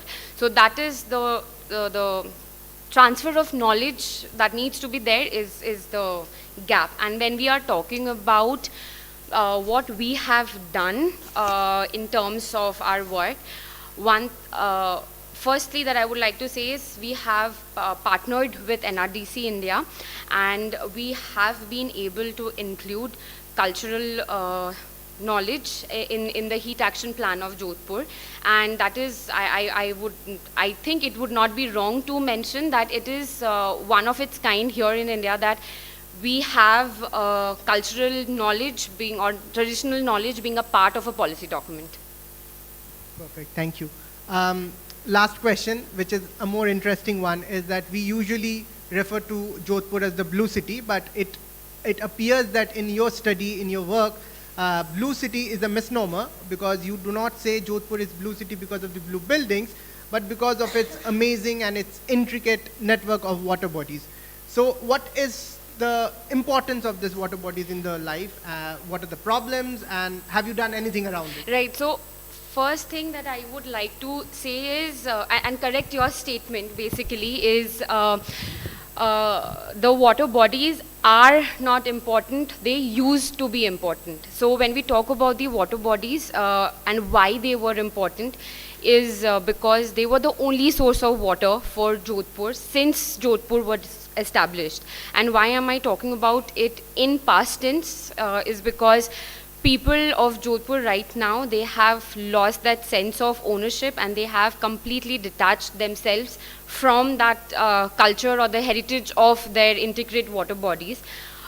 There's only one water body that I would like to mention about is Ranisar, which is maintained by the Mehrangarh Fort, the royal family, which is under the royal family, and that is the only source of water for the entire of the fort, entirety of the fort, that is still being used. Other than that, all the other thousands of water bodies which were present is in very poor condition. It's very sad when you go and see that people are not aware that there is a step well, or there is a lake, or there is a reservoir, or a bauri, how we talk about it in Jodhpur, that is there. It has every kind of garbage in it. People are not aware of it, especially the young kids. They do not know that they have a water body right next to their school or their house. So have you guys done anything? Yes, when we were there, we had a lot of conversations with a lot of esteemed people who told us about the histories of it and the cultural heritage and the knowledge and the emotions behind building those water bodies. So one thing that we had done is we had collaborated with 3 to 4 schools, and we had worked with 27 to 30 kids of those schools, and we had imparted them with the knowledge of the history, the cultural knowledge, and not only that, we had given them the cultural knowledge with the backing of scientific evaluations and scientific facts with it. And very amazingly, what we came up with is all the 27 kids, they came up with a theatrical performance for round about 150 to 200 people, including the teachers, faculty, audiences, and the members, representative members of the royal family and the museum trust. So they had performed a theatrical performance where they also included their own dialogue, their songs and their dances, everything. But one thing that came out very loudly as a message from the kids towards all the older generation or the people there present is that they do not like how the things are going ahead. They do not like the path that they are set it for. They very clearly mentioned as the ending of their entire performance was that they want a very resilient and a sustainable future for their future as well. They do not want to be going down a different path right now. Well, thank you. I will not ask any more questions because I do not want to drag this. Thank you, Sriparna. Now the floor is open for questions, and any of the teams, any of the members, online, offline, I will not stop you from having your tea, so quickly, let's say around 5 minutes, if any one of you have any questions. To anyone? Yeah, okay. So, thank you. My name is Amit Tandon. I come from National Disaster Management Authority. So, it's a very interesting concept of how net zero buildings and climate and heritage becomes a very important driver for mitigating climate change, etc. But that's a larger question with the group. When we look at traditional knowledge, there are two challenges.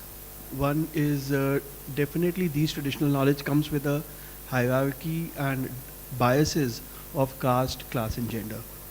Many times when we look into and reinforce cultural knowledge and traditional knowledge, inherently we end up reinforcing these systems in place. Some of the systems what we saw over there in the presentation also replicated that. So how does we as professionals are being mindful, and I would love to know from you guys, how are we being mindful to address these kind of challenges? And probably you might be facing that within your work, that there are these existing, definitely caste in India, gender across the globe. How are we addressing these aspects while integrating, while reinforcing traditional knowledge systems? Secondly, what ma'am was telling about water systems and people, there is a knowledge transfer is missing. So what, and there are, I would like to quote a case of Kul systems in Himachal Pradesh. When we look at the knowledge transfer, what are we doing as professionals within the governance system, governing systems as well as in institutions to institutionalize these knowledge? Now, are there interesting mechanism to be done which actually documents it, shares it, and also look at the larger legal framework? Because why I'm saying Kul as a system, because Kul irrigation system, though it was a traditional irrigation system, it has a Rivaze Apache, which was a customary right. That right was about water sharing. And probably in year 2004, when some of the landowners were not giving water, people used those customary right to fight a high court case. And that's how, when we institutionalize knowledge systems, then probably it makes sense also to reinforce over there. So two questions from you guys. One is, how are we addressing these gaps? And then how are we looking at institutionalizing this thing? Anyone can answer, yeah. I think Aparna would like to take this one maybe, because... Yeah, I can, and I would ask others to join me. Thank you, Amit, and it's always wonderful to see you, and hope to work with you more. I think the question that you ask is very relevant, and it's a question that we ask ourselves constantly. But one aspect I would like to highlight is that what Amira said, and it's very evident in our Egyptian case study, where she has been engaging actors from Haya Karima, which is a government scheme, as well as making the villagers come together and talk.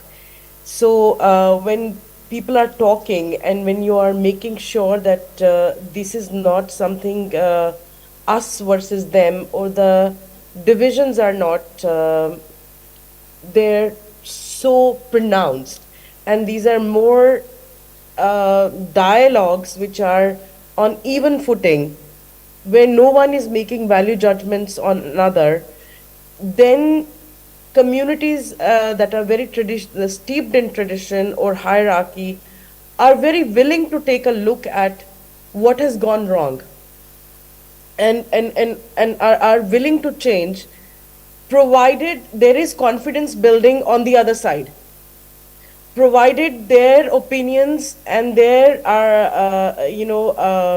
ideas are taken into consideration and are not just captured in reports and left there. And if the villagers are saying, build me a road now, then there should be some action on that. The defense mechanisms come up, or people tend to stick to their let's say to their defenses, or they become defensive about their systems when there is no recourse for them, and they are left to then then they want to keep on to themselves. And I would like Aliguma and Amira to talk about this, because this is something Aliguma also said, that leadership in Uganda of these leaders, ridges, because the problem started when Rwenzori Mountain was declared as a national park, and people were thrown out of the park, the forest dwellers, and the same happened in Ubatuba. People were thrown out of these parks and they were put on mountain slopes to subsist on those mountain slopes. Very dangerous places to exist. And then after that, they've had subsequent rebellions, and there have been some core issues about power sharing which have not been addressed. So this is not a matter of only institutionalizing. I think this is a matter of power sharing, resource sharing, as well as joint governance, participatory governance, rather than just, a simple knowledge exchange. I hope I've answered your question.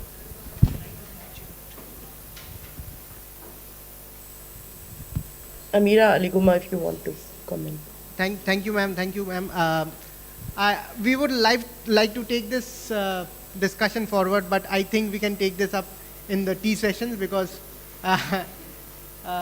we are running out of time and we have another session also. So I will take this moment to thank everyone, actually those who have joined us from different parts of the world. Aparna ma'am, Mohana, Ikrom, without your support this would not have been possible.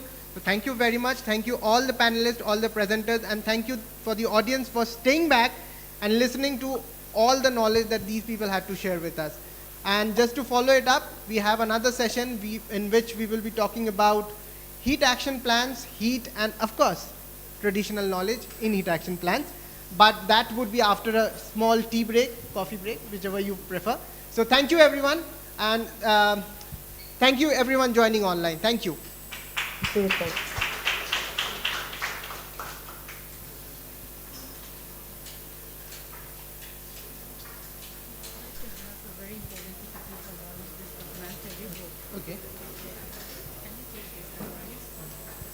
I might not have all the presentations right now, so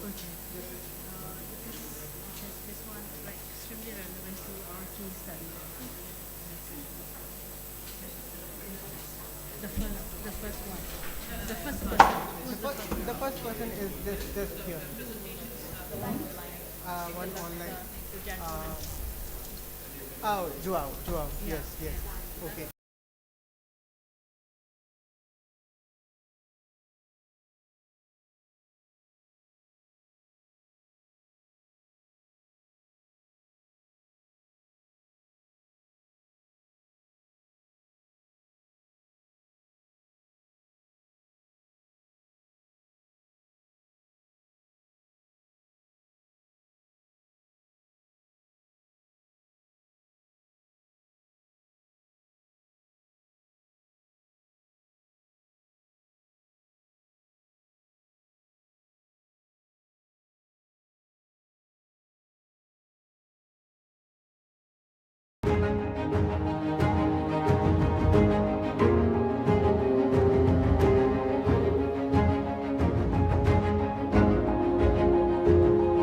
गौरवशाली राष्ट्र के निर्माण व विश्व कल्याण के लिए प्रतिबद्ध माननीय प्रधानमंत्री श्री नरेंद्र मोदी जी को धन्यवाद और उत्तराखंड के युवा दूरदर्शी मुख्यमंत्री श्री पुष्कर सिंह धामी को शुभकामनाएं। आइए और 6th world Congress on disaster management में सम्मिलित हों और आपदा प्रबंधन में भागीदार बने।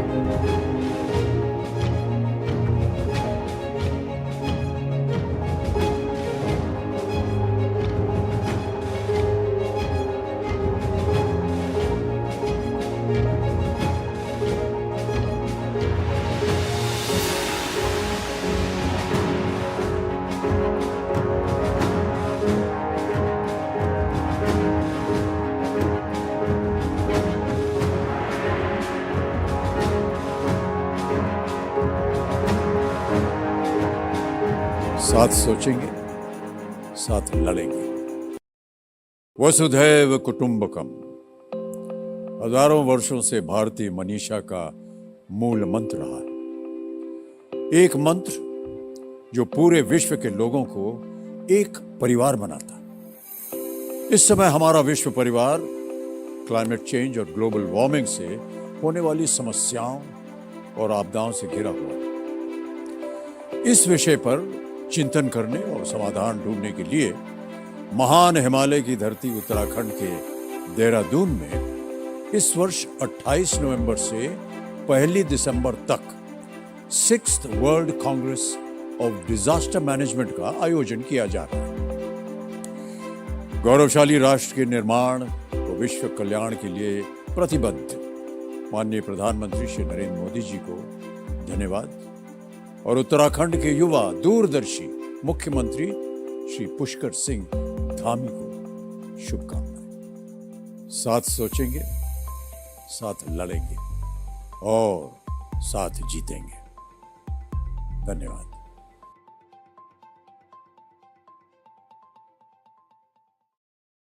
वसुधैव कुटुंबकम हजारों वर्षों से भारतीय मनीषा का मूल मंत्र रहा है।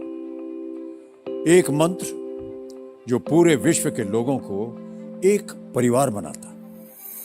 इस समय हमारा विश्व परिवार क्लाइमेट चेंज और ग्लोबल वार्मिंग से होने वाली समस्याओं और आपदाओं से घिरा हुआ है। इस विषय पर चिंतन करने और समाधान ढूंढने के लिए महान हिमालय की धरती उत्तराखंड के देहरादून में इस वर्ष 28 नवंबर से 1 दिसंबर तक 6th world Congress of disaster management का आयोजन किया जा रहा है। गौरवशाली राष्ट्र के निर्माण और विश्व कल्याण के लिए प्रतिबद्ध माननीय प्रधानमंत्री श्री नरेंद्र मोदी जी को धन्यवाद और उत्तराखंड के युवा दूरदर्शी मुख्यमंत्री श्री पुष्कर सिंह धामी को शुभकामनाएं। साथ सोचेंगे, साथ लड़ेंगे और साथ जीतेंगे। धन्यवाद।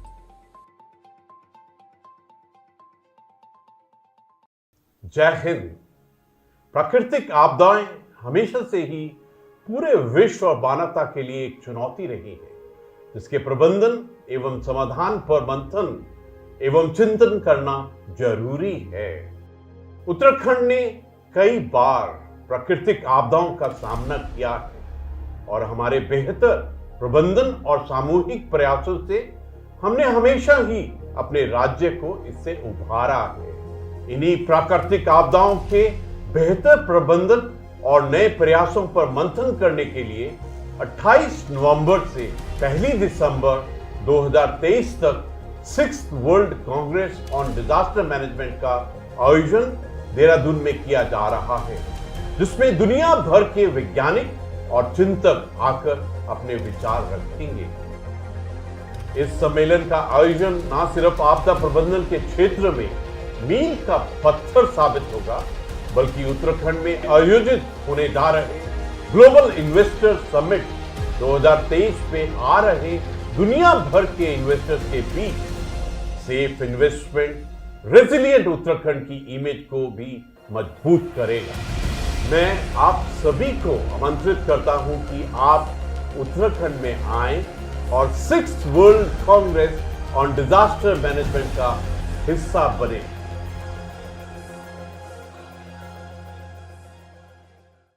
जय हिंद। आदिकाल से उत्तराखंड की धरती विश्व को सही मार्ग दिखाती आ रही।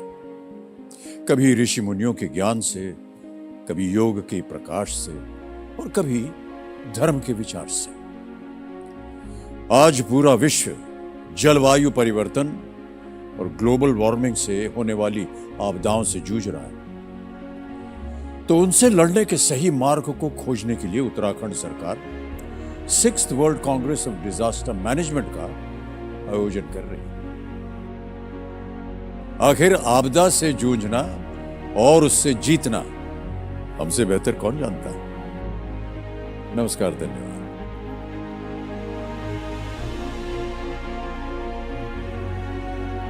आदिकाल से उत्तराखंड की धरती विश्व को सही मार्ग दिखाती आ रही। कभी ऋषि मुनियों के ज्ञान से, कभी योग के प्रकाश से और कभी धर्म के विचार से।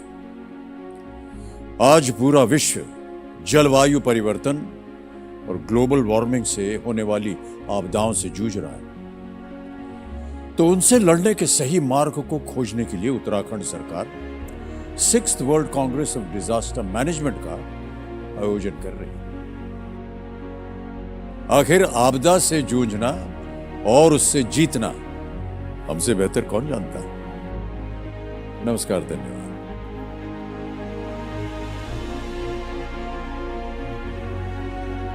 आदिकाल से उत्तराखंड की धरती विश्व को सही मार्ग दिखाती आ रही, कभी ऋषि मुनियों के ज्ञान से, कभी योग के प्रकाश से और कभी धर्म के विचार से।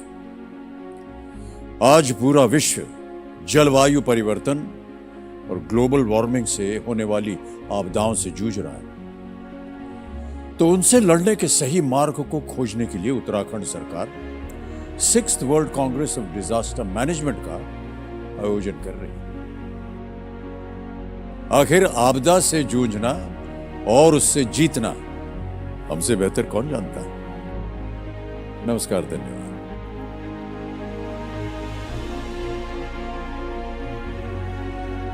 आदिकाल से उत्तराखंड की धरती विश्व को सही मार्ग दिखाती आ रही, कभी ऋषि मुनियों के ज्ञान से, कभी योग के प्रकाश से और कभी धर्म के विचार से। आज पूरा विश्व जलवायु परिवर्तन और ग्लोबल वार्मिंग से होने वाली आपदाओं से जूझ रहा है, तो उनसे लड़ने के सही मार्ग को खोजने के लिए उत्तराखंड सरकार 6th world Congress of disaster management का आयोजन कर रही है।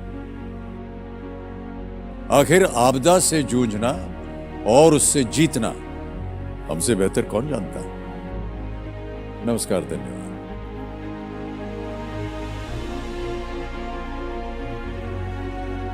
आदिकाल से उत्तराखंड की धरती विश्व को सही मार्ग दिखाती आ रही, कभी ऋषि मुनियों के ज्ञान से, कभी योग के प्रकाश से और कभी धर्म के विचार से। आज पूरा विश्व जलवायु परिवर्तन और ग्लोबल वार्मिंग से होने वाली आपदाओं से जूझ रहा है, तो उनसे लड़ने के सही मार्ग को खोजने के लिए उत्तराखंड सरकार 6th world Congress of disaster management का आयोजन कर रही है। आखिर आपदा से जूझना और उससे जीतना हमसे बेहतर कौन जानता है। नमस्कार, धन्यवाद।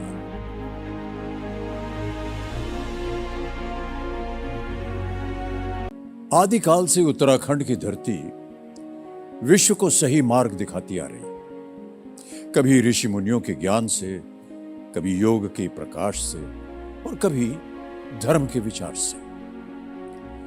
आज पूरा विश्व जलवायु परिवर्तन और ग्लोबल वार्मिंग से होने वाली आपदाओं से जूझ रहा है, तो उनसे लड़ने के सही मार्ग को खोजने के लिए उत्तराखंड सरकार 6th world Congress of disaster management का आयोजन कर रही है।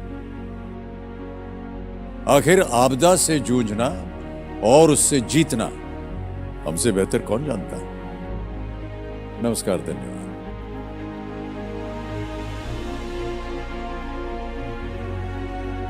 आदिकाल से उत्तराखंड की धरती विश्व को सही मार्ग दिखाती आ रही, कभी ऋषि मुनियों के ज्ञान से, कभी योग के प्रकाश से और कभी धर्म के विचार से। आज पूरा विश्व जलवायु परिवर्तन और ग्लोबल वार्मिंग से होने वाली आपदाओं से जूझ रहा है, तो उनसे लड़ने के सही मार्ग को खोजने के लिए उत्तराखंड सरकार 6th world Congress of disaster management का आयोजन कर रही है। आखिर आपदा से जूझना और उससे जीतना हमसे बेहतर कौन जानता है। नमस्कार, धन्यवाद।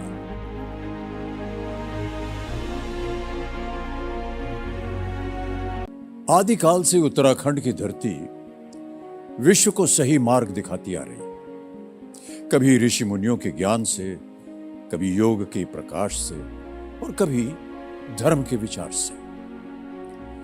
आज पूरा विश्व जलवायु परिवर्तन और ग्लोबल वार्मिंग से होने वाली आपदाओं से जूझ रहा है, तो उनसे लड़ने के सही मार्ग को खोजने के लिए उत्तराखंड सरकार 6th world Congress of disaster management का आयोजन कर रही है। आखिर आपदा से जूझना और उससे जीतना हमसे बेहतर कौन जानता है। नमस्कार, धन्यवाद।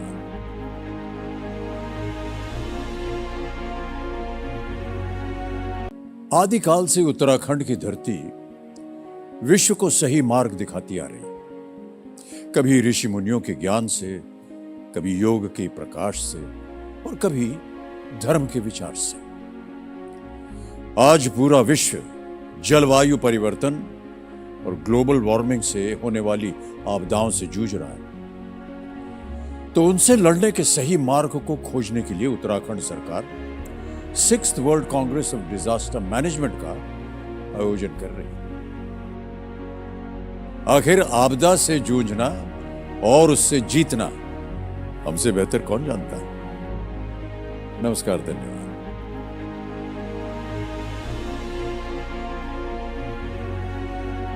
आदिकाल से उत्तराखंड की धरती विश्व को सही मार्ग दिखाती आ रही, कभी ऋषि मुनियों के ज्ञान से, कभी योग के प्रकाश से और कभी धर्म के विचार से। आज पूरा विश्व जलवायु परिवर्तन और ग्लोबल वार्मिंग से होने वाली आपदाओं से जूझ रहा है, तो उनसे लड़ने के सही मार्ग को खोजने के लिए उत्तराखंड सरकार 6th world Congress of disaster management का आयोजन कर रही है। आखिर आपदा से जूझना और उससे जीतना हमसे बेहतर कौन जानता है। नमस्कार, धन्यवाद।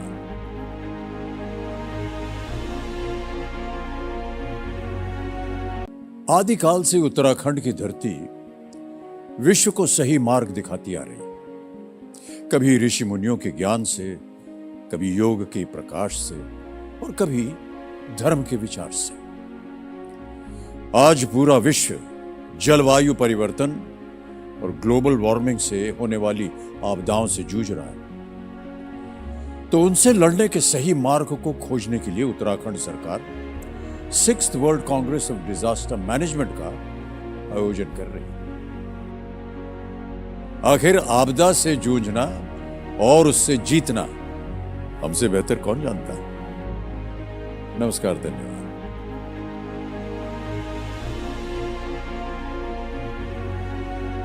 आदिकाल से उत्तराखंड की धरती विश्व को सही मार्ग दिखाती आ रही, कभी ऋषि मुनियों के ज्ञान से, कभी योग के प्रकाश से और कभी धर्म के विचार से।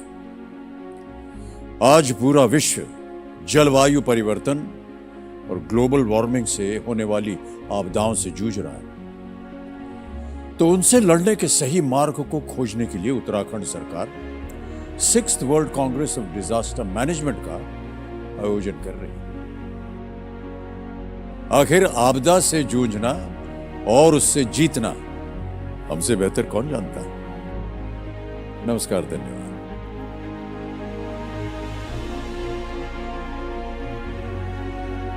आदिकाल से उत्तराखंड की धरती विश्व को सही मार्ग दिखाती आ रही, कभी ऋषि मुनियों के ज्ञान से, कभी योग के प्रकाश से और कभी धर्म के विचार से।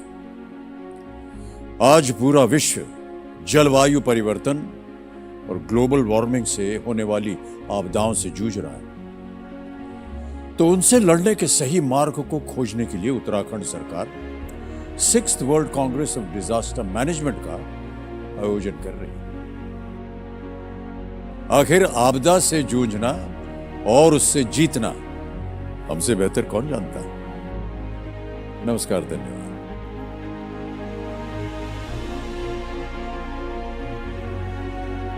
आदिकाल से उत्तराखंड की धरती विश्व को सही मार्ग दिखाती आ रही, कभी ऋषि मुनियों के ज्ञान से, कभी योग के प्रकाश से। आज पूरा विश्व जलवायु परिवर्तन तो उनसे लड़ने के सभी मार्ग को सिक्स्थ वर्ल्ड कांग्रेस में आखिर आपदा से जूझना और उससे जीतना हमसे बेहतर कौन जानता है। नमस्कार, धन्यवाद।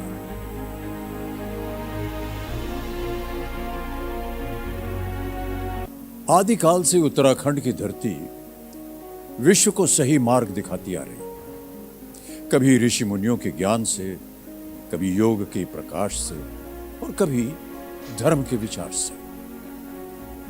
आज पूरा विश्व जलवायु परिवर्तन और ग्लोबल वार्मिंग से होने वाली आपदाओं से जूझ रहा है, तो उनसे लड़ने के सही मार्ग को खोजने के लिए उत्तराखंड सरकार sixth world Congress of disaster management का आयोजन कर रही है। आखिर आपदा से जूझना और उससे जीतना हमसे बेहतर कौन जानता है। नमस्कार, धन्यवाद।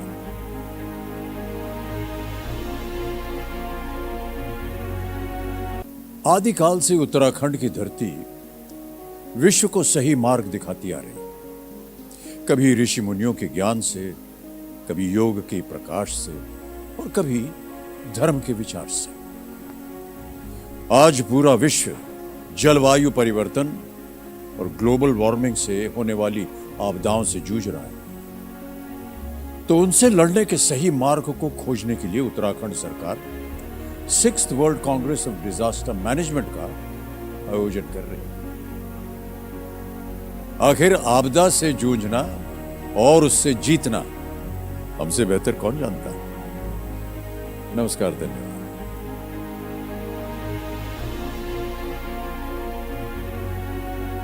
आदिकाल से उत्तराखंड की धरती विश्व को सही मार्ग दिखाती आ रही, कभी ऋषि मुनियों के ज्ञान से, कभी योग के प्रकाश से और कभी धर्म के विचार से। आज पूरा विश्व जलवायु परिवर्तन और ग्लोबल वार्मिंग से होने वाली आपदाओं से जूझ रहा है, तो उनसे लड़ने के सही मार्ग को खोजने के लिए उत्तराखंड सरकार sixth world Congress of disaster management का almost for 30 minutes late. आखिर आपदा से जूझना और उससे जीतना an architect at heart and a disaster risk reduction professional by passion. I am an alumni of IIT Roorkee, and at present I am working as an assistant professor in the Department of Architecture of Assam Royal Global University. That's in Assam.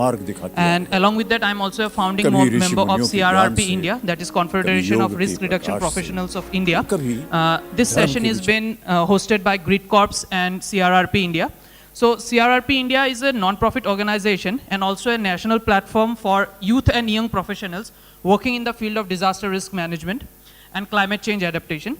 So we have gathered here today to discuss on innovations in disaster risk reduction and resilience, challenges in tackling DRR issues, with an aim of navigating the complex nexus of climate change and development and see if our past can be our guide. So I guess today's session is appropriately titled History, Heat and Hope. With rapid urbanization happening all around the city, these cities are exposed to climate-related hazards such as extreme heat events and urban flooding. In addition to physical risk posed by the climate change, historical cities in specific also faces social and economic challenges. However, traditional knowledge is often marginalized in urban planning and development processes. This can lead to implementation of solutions that are not culturally appropriate or effective in reducing climate risk. There are a number of challenges to building resilient historical cities. One challenge is that these cities often have a complex and layered history. This makes it difficult to identify and address all the factors that contribute to the climate vulnerability. Despite the challenges, there are also a number of opportunities for building resilient historical cities. One opportunity is to integrate traditional knowledge and place-based wisdom into urban planning and development policies. This can help to ensure that climate adaptation strategies are culturally appropriate and effective. Building resilient historical cities requires a careful balance between perceiving cultural heritage and adapting to climate change. This technical session will bring together experts from a variety of disciplines to discuss the challenges and opportunities of building resilient and inclusive cities in the face of climate change. Without further delay, I would like to call upon the keynote speaker of the session, Professor Iftikhar Ahmed, all the way from Newcastle University, Australia, to talk about making a city resilient. Sir, the floor is yours. Thank you. Okay, so is it on slideshow mode? Yeah, that's fine. Sorry. Okay. Right. So this is fine, I think. It's a small room, and I have a loud mouth, so that's all. That helps. Okay. So look, good afternoon, everyone, fellow participants, dear friends. So what I will talk today, it's about a project done. Now let me rephrase it differently. This first author, Hint, she is actually a postgraduate scholar at the Asian Institute of Technology. So this is her thesis that she started working on. Then she started working with us to develop it into a paper. So this is the contribution that we did. So I think it might be, so when Dr. Ripal Khanji approached me, so I thought this might be relevant for this session. But at this point, all I can really show you is the methodology, because she has not done the data collection. But you can give your critiques and feedback on the methodology, whether it can be improved, so that I can give it back to her. I will meet her at the conference in Bangkok in just 3 or 4 days from now. So, okay, so that's that. So, let me just look at this, it's just easier. So, look, I won't go through all the points. Basically, it's just looking at the heat-related challenges in Bangkok, and particularly in the context of informal settlements. Informal settlements, some people tend to call them slums, but that is the idea. And let me just move, then I'll tell you a little bit more. And this is some of the statistics of Bangkok, and as you can see, it's one of the large megacities, one of the largest megacities in Asia. And you can see that it's urbanizing very much. More than 50% is urbanized already in Thailand, and also they live in informal settlements. And I think, and you can see the temperature rise also from 1994 to 2009 is jumped up like more than 10 degrees.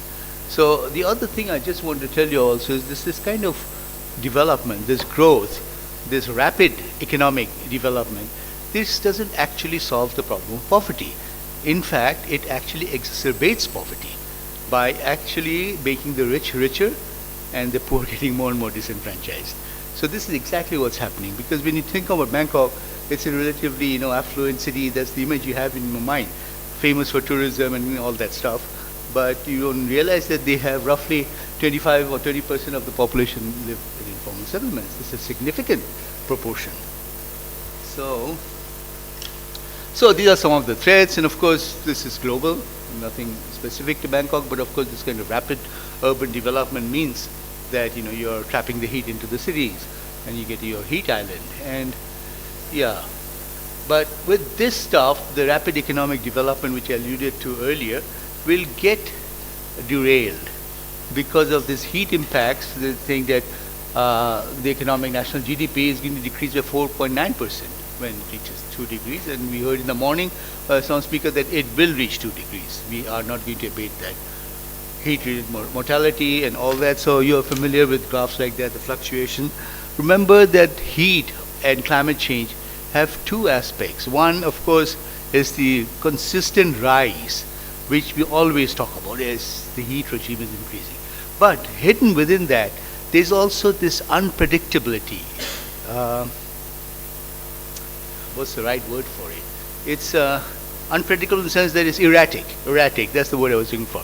So it's erratic. It can go up and down, sudden jumps in temperature, sudden rain in the winter when it doesn't rain. All those kind of things, the unpredictability and the erratic patterns, together with the increase, it's just actually very, it's a very different and complex scenario. do. Sorry.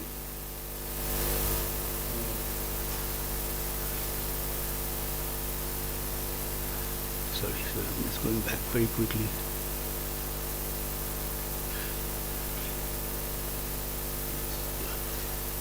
So that's the study area. Very quickly to show you, it's called Krong Tue.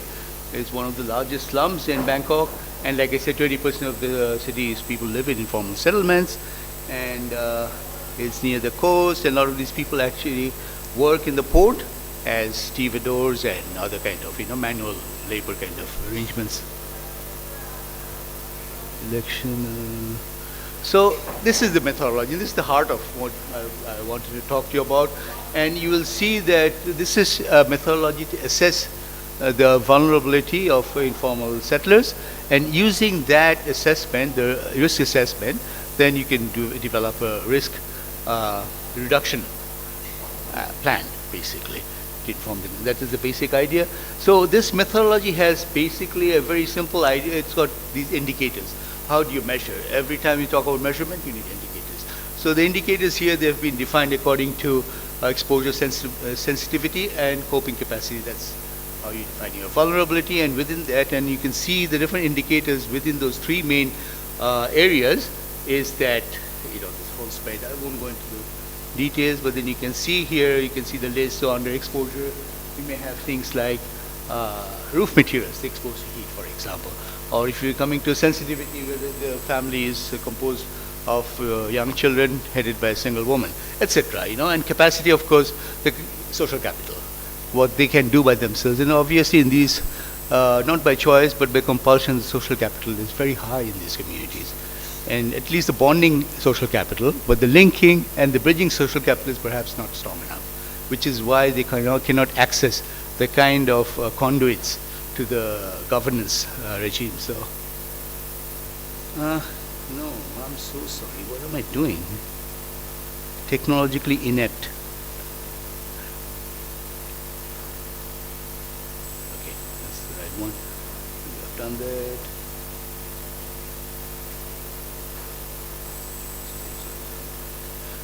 Yeah, so I talked to you about the methodology. It's very quickly how we have set up the indicators for doing the risk assessment, and this is how the data is analyzed. And of course, I'm not going to explain those equations to you. So basically, there are some entry points the study can try to help define. One of the entry points is, of course, at the community level, and then at the institutional level. And perhaps the institutional level is very important, because the Thai government doesn't have a heat action plan. They have nothing on the table. So this might be one of the most preliminary founding pillars for such an action plan. Yeah, so that's what I talked about, and that's your summary. So the internal threats, of course, like Thailand, it's a tropical country and all that, and so, but at this time, because of climate change, obviously, we need to work on these internal conditions, and external also, the tools and methodologies to do it. Perhaps we need support, technical support, to actually do that work. So this, again, the synthesis of global and local, formal and informal knowledge systems, knowledge streams. Right, I think that's about it from me. Here's some photos of Krong Tue, just to give you an idea of the slum settlements in Bangkok. Yeah, thank you very much for your time. I'm happy to take any questions later if you want.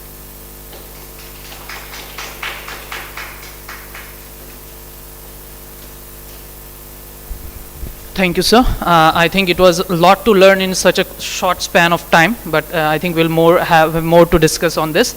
So now we start with the presentation of the first speaker, that is of the session, that is Professor Rajiv Shaw from Keio University, Japan. He has a recorded message for us, so let's hear it out. Thank you.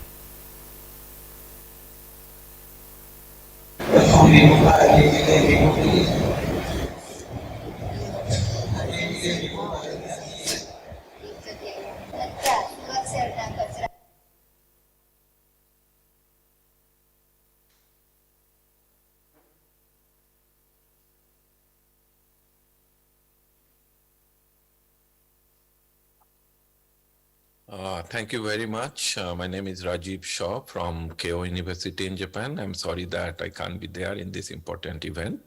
But let me talk about a little bit on my own experience on the IPCC 6th assessment report, especially on the Asia chapter, and try to focus a little bit on the key issues of adaptation in Asia. As you know that the overall global risk landscape is changing very rapidly. So, of course, if you see the different types of risk, be it environmental risk, economic risk, geopolitical risk, so this has been always evolving.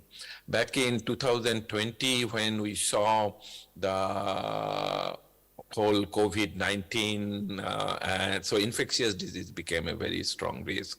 But with the infectious disease, when we had the analysis of 2020 in 2021, I'm talking about the World Economic Forum Global Risk Outlook, they pointed out that some of the digital divide or the digital power concentration has become the new emerging risk.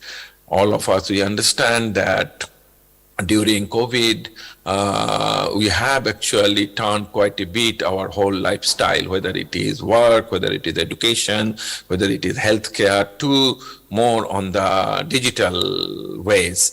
We are very privileged to have the digital connectivity, but possibly the whole world does not have the equal digital penetration. So there has been an inequality which has been developed, and which will possibly be a major future risk in connection with other environmental risk, be it climate change, be it disasters, be it biodiversity losses, and so on. So when you talk about, say, for example, a typhoon early warning system, and now that we have quite strong presence of app-based or mobile phone-based early warning, but if there is a failure in the digital system, or if certain group of people, say for example the aged population who are living in small rural area, even in case of Japan or any other developed or developing countries, I think to reach them through the digital media will be a quite challenge. So my first point here is that we need to put the climate change perspective, disaster risk reduction perspective in the overall global risk landscape, which is very dynamically changing. And a traditional risk reduction or risk management process possibly is not applicable anymore unless we make proper measures. So that's my point number one. Coming to the IPCC, what we call the upper level statement, of course in Asia, flood, regional drought, fire, this are already increasing, and this will increase. We will see more impacts on the human being, but also different types of species, both in land and ocean. And this is what we call a statement of very high confidence.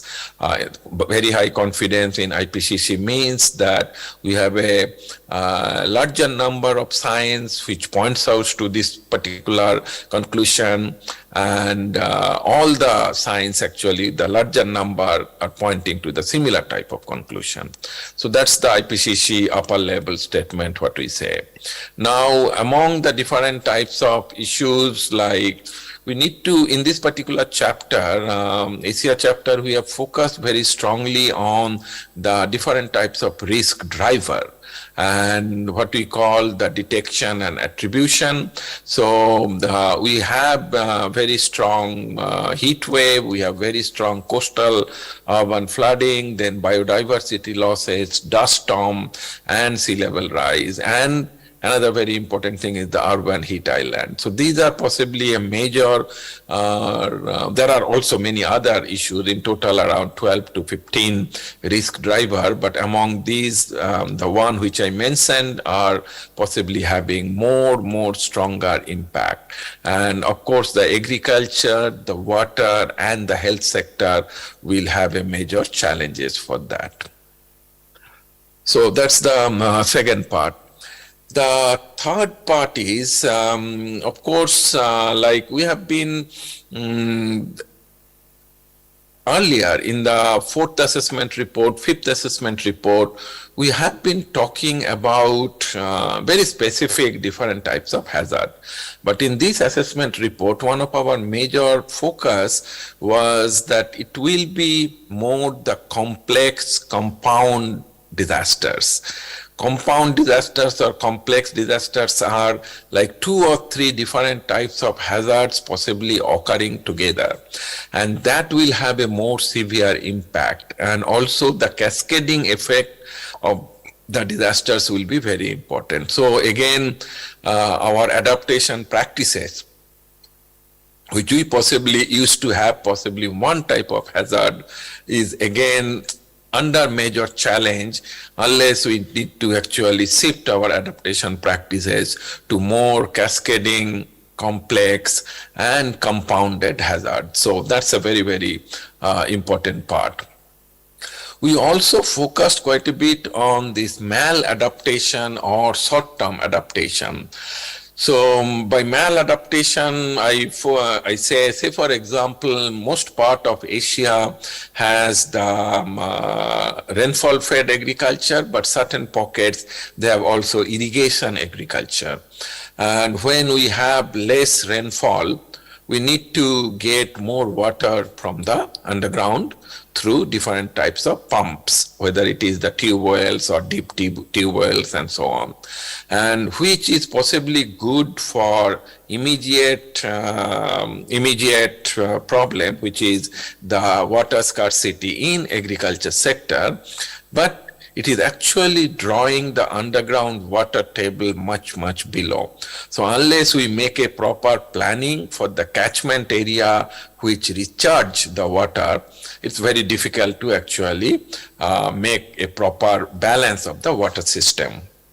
Another example, say for example, when we say that there are the sea level rise, we often make the sea wall to protect the communities, to protect our properties from the sea level rise, which is again temporarily possibly an adaptation practice. But then the longer term ecosystem impact for that on the marine biodiversity is again a major challenge. So there are many this type of examples, like how we make a proper balance between maladaptation and this what we call the short-term to medium and long-term adaptation. Another aspects of adaptation is the limits to adaptation. Say for example, we have certain species like corals which are possibly the adaptation limits has crossed. So possibly with adaptation we cannot protect that type of coral reef. When we have the small coastal, like the communities who are living in the coastal areas, who has relatively lower socioeconomic condition, or even the small landholder farmers who are possibly focusing on the rain-fed agriculture, they are possibly the limits to adaptation is a major challenge, and there people need to shift from this adaptation to another aspect. So these are possibly some of the issues which we discuss very strongly. Another important aspect is this climate resilient development pathways, what we call. And we have focused quite strongly in different types of development pathways, and the governance and the technology becomes a core of these development pathways. And within that governance, we have strongly recognized the Japan's Ministry of Environment's Regional Circular and Ecological Sphere model, which is called RCS model. That has been a major governance mechanism where we have a very strong urban-rural linkage of different types of resource, and this broader planning Like we all understand the cities will be at risk due to climate change, but cities and the nearby rural area, how we make a broader resource management or the resource planning, I think that's one of the major issue. And my last comment is on different types of disruptive technologies or emerging technologies. I always say that today's emerging technology is tomorrow's essential technology. So how we actually use this technology for different types of adaptive action. So the adaptive governance has become a very major pillar for different types of adaptation mechanism in future. There are many different issues, but I think I have limited time, so I will stop here, and thank you very much for your kind listening. Thank you. Thank you, sir. Now I would like to call our second speaker, Mr. Binu. Thank you very much. My name is Rajiv Shaw from Keio University in Japan. I'm sorry that I can't be there in this. Thank you, sir. Now I would like to call our second speaker, Mr. Binu Matthew, CEO of Taru Leading Age. He will be talking on the global trends, but local action. Sir, the floor is yours.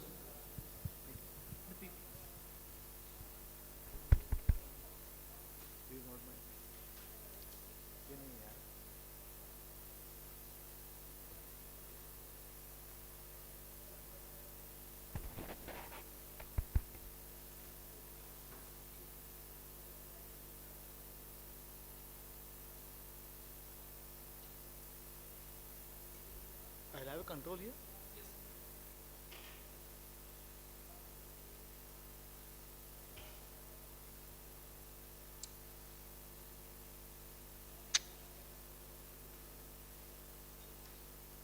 नहीं ये नहीं है.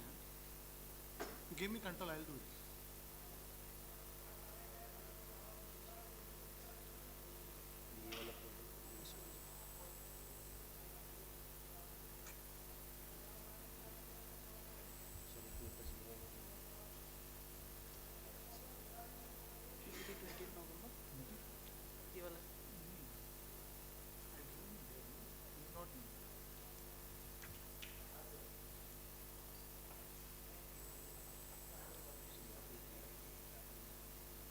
Wait, sir.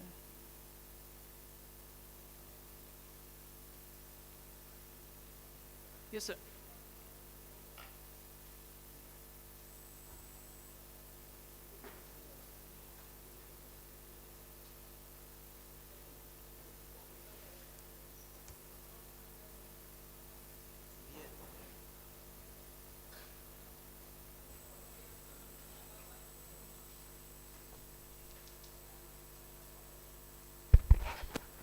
Good evening, and as the tone has been set for the urban heat, because heat is one of the topic which has been asked me to present, so I'll restrict to the heat and the heat action plan, how the heat action plan can be localized, to what degree, and how the attempts has been made towards that.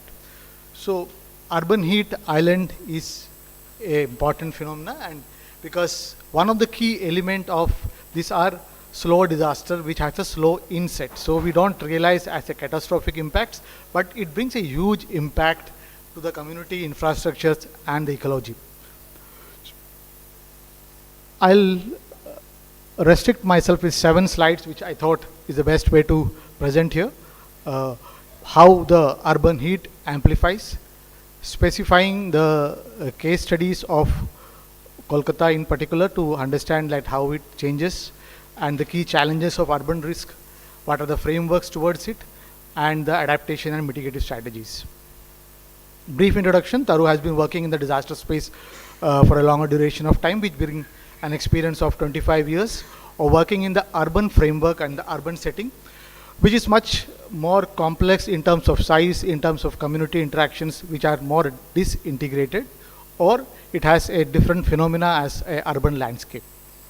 So I'll don't want to get into it, but let me also introduce about the urban heat. Urban heat in specific, it looks about how the urban heat could be categorized. Basically, one is of course the natural environment which brings in. It also has a anthropogenic features which brings even more heat island phenomena, which is very much evident. I'm not getting into details, but we know the last year which has gone by has been a severely hottest year which has been established. So taking that into consideration, how the urban heat can be mitigated, to what degree, taking a focus on Kolkata. So how the urban heat get amplified?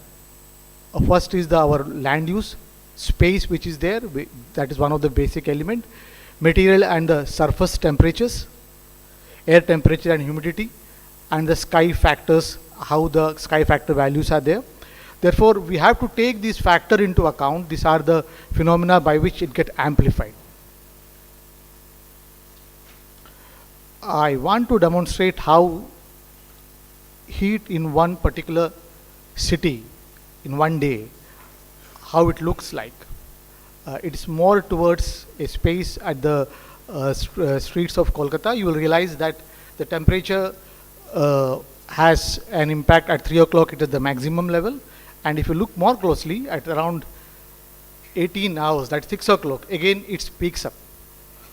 So this additional impact that you are seeing is because we have sensors of the transportation material. Slide is different actually, so that is the problem. So we have a sensor in Kolkata which is around 300 sensors which we have kept, which factor into account the sensors which get operationalized in many locations we have. These small sensors give us the information on a real-time basis. So this real-time information help us to find out within the city how the temperature changes.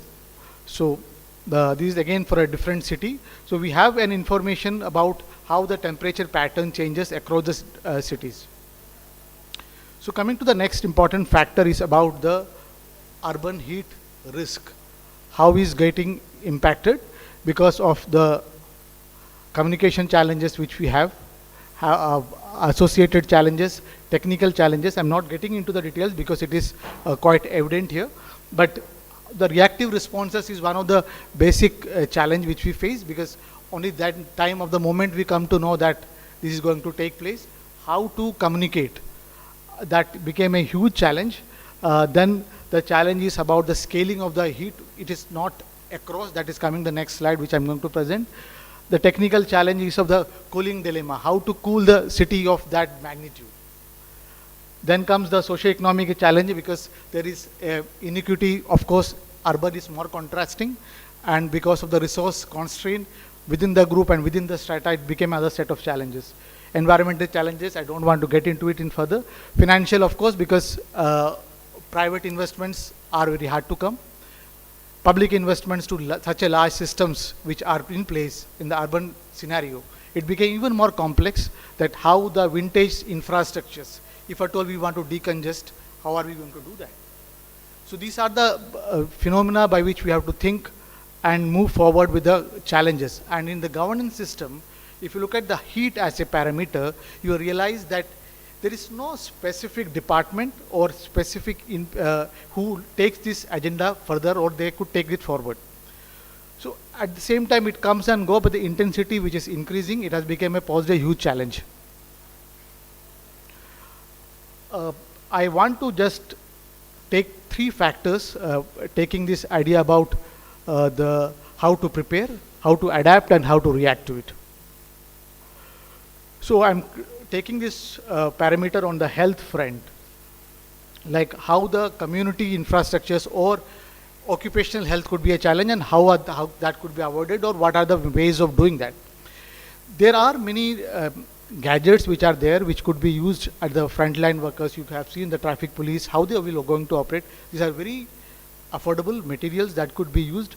People who are the outdoor and who are exposed to heat, how can that be managed? And what time, I've already mentioned that how it has to be done. What are the methods of how one has to prepare for it? How are we going to react to it? And how are we going to adapt to those challenges? So innovative technologies are a number of innovative technologies. I know that for every heat dilemma, we used to tell that tree has to be planted. That is more common, but where in the urban space? The constraint of space is one of the very important components. We have to understand that. So in the urban scenario, how are we going to plant a tree in such a large magnitude? So which could be going to help you to reduce the impact of the cooling can be brought out in a longer duration of time. What type of tree plantation has to happen, because we have seen somewhere where trees are buildings. So therefore, there are different ways of planting trees, which we have also demonstrated in other projects, that will help us to understand how the tree plantation in the urban environment has to take place. So urban planning, we have different technologies, the roof cooling technologies which are there, how the roof cooling technologies can be placed. I always have this strong argument that the green infrastructure or the green spaces can be improved, or the areas which have to develop we can plan, but the city which is already developed, brown space, how are we going to plan it? That is remains a challenge. This has to be very seriously addressed, and there are 3-4 technologies which I have just added into it, like how that cool roof technologies for different community levels, and what are the options that are going to given to them. District cooling systems, that is in India we have Delhi airport, it starts also from the gift city. There are different methodologies are there, but when it comes to the community groups, how the roof space can be used as a cooling systems, that could be discussed. I can be happy to share the technologies that are tested. This is about the urban space I thought of just presenting. Of course, there's one video which is there. I want to present that we have sensors across the city, but how these sensors can be placed across the city, who can make it for you, and how can a community approach can be built on those type of systems.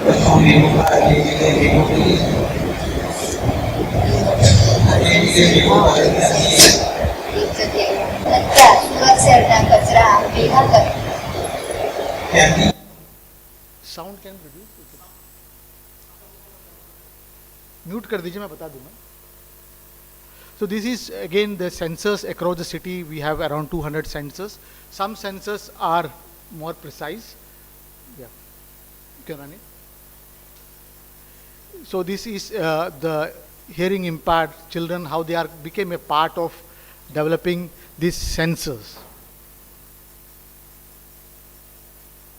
This is in Surat city.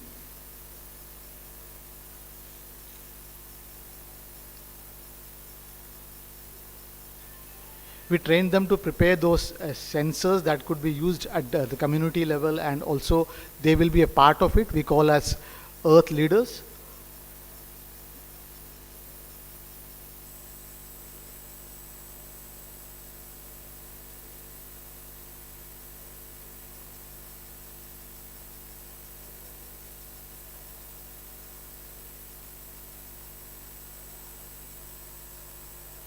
So it gives you temperature, humidity, air quality. So these systems are built, and this is one of the ways by which these informations get implemented, and it is across 300 sensors are placed in the city of Calcutta, where we use this information for the flood warning systems. Heat is one part of it, but it's a complete environmental features are there. That is how it is being planned and executed at the city level. Thank you so much for the patient listening. Thank you so much. Thank you so much, sir. I think it has been a very good learning phase. So before we move to the next speaker, I would like to have a short question answer session, so that whatever our last 3 speakers have said, based on that we can have some interaction, maybe possible if anybody has any questions. Yes, sir.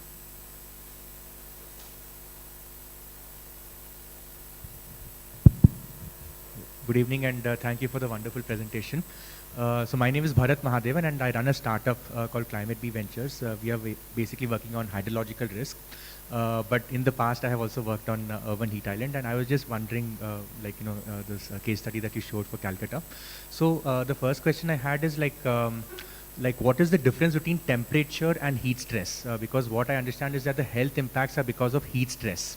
So when you did your urban heat island assessment, did you focus on the metric of temperature or heat stress? So that is the first question. The second question is, if you did the heat stress calculation at because it's a combination of temperature and humidity, at what point would one have to measure the air temperature? It's definitely not going to be the surface temperature; it has to be the air temperature, and again the air temperature would vary with height. So again, are there standards like WMO standards that you followed for that? So that's my second question. And the third thing is, did you define any kind of thresholds, for assessing the heat stress and its health impacts? Like, is it based on the metabolism of, human, like the human metabolism, and that's one thing. And last question is, like all the mitigation options that you suggested, like it takes time for implementing, right? Like land use planning, vegetation, like it takes time for the trees to grow. It takes time to, really, change the land use based on the, new policies that come up. So how would you actually, assess the mitigation impacts? Can you quantify it? And, are policymakers really willing to wait for that long, from the time of risk assessment till the results are actually being realized? I'll take the first question one by one because as I also work on the flood because it was on heat. Our idea is about the environmental monitoring systems. Because it was on the heat, so I thought of putting specifically as such. As you have rightly pointed out, the heat temperature, the surface temperature is the surface temperature that you get. But when you take the sensors, we're having a different layers. So sensors, what we keep the height of the sensor at the human level, where you get information at that height level. So you get a temperature as well as the air quality at that height. So this height is the air temperature. That air temperature, it is 36 degree, that is what the threshold, which is called, plus it has a humidity component. That is called bulb heat, clearly defined. So the threshold is 36 degrees centigrade, which defines that this is the human condition by at that point in time. That is the threshold, as you have pointed out. That is the threshold which we can have the intake of the heat. So that is how this system functions. So the heat, as we are now, most of the data that we have is what is surface temperature. So as I have pointed out 4 factors, material also reflect heat. So when we are at a certain height, you get the radiations from different quarters and you have number of sensors. I could have shown that because there are a number of sensors are there. So at the community level, school level, many places. So these information which come to us, then we find out the heat stress part of it. So same is the case with the flooding. We have the flood modelers with the real-time database. This flood information comes in and this information is passed on to the departments. From the catchment area, we get the flood data. That is about the rain and early warnings that we get from different sources. This combined together to find out, we run the model of the flooding that we have, and the expected vulnerable area is already with us, informing the authorities in advance that these are the localities that are going to get flooded. An example, taking the example of Chennai, which is going to get heavy rains coming day after tomorrow. So we have Chennai flood system in place. So if estimated rainfall falls into such categories, which are the vulnerable areas that are informed, around 534 points are there. Just want to extend further. In urban setup, most important is the road network, because that is the most getting clogged out. So what happens the moment we get this information, around 29 points are there which we tell, these are the critical points at your city, you have to keep into account. So we decongest the road and we also give the alternate routes. So decongestion and alternate routes help the city in understanding the impact. That is called how we are going to have a impact based warning system. So we are informing in advance that if of this intensity comes, there are underpasses, we have identified the locations, we inform them, that city officials, that these areas you have to tell them. For example, drivers used to tell us that since if we come to the congested site, then there is no point, I can't go back, I can't go forward. So 4 kilometers in advance, we tell them that you need not have to travel here, it is getting blocked. This information is given well in advance to the traffic operators. So they stop that, and we also give them the alternate routes. So this is how the urban systems function. System has to adopt that. So this has been tried out in Chennai, not everywhere. We have been working out how to settle these systems at the different spaces. I hope I've answered your question. Thank you.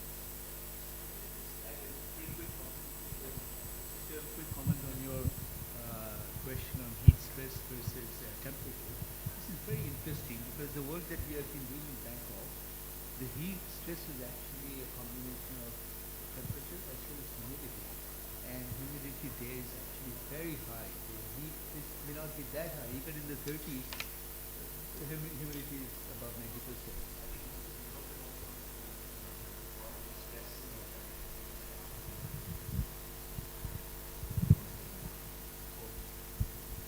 No, I was just saying to Sir's point that I think even in Europe when they declared heat waves, it's when temperatures are not as high as in India, but still like maybe the humidity factor would contribute to the higher heat stress. Each city has a different threshold. That we have to understand because when you work in the coastal city, 37 degree plus the humidity is very high. That's the threshold.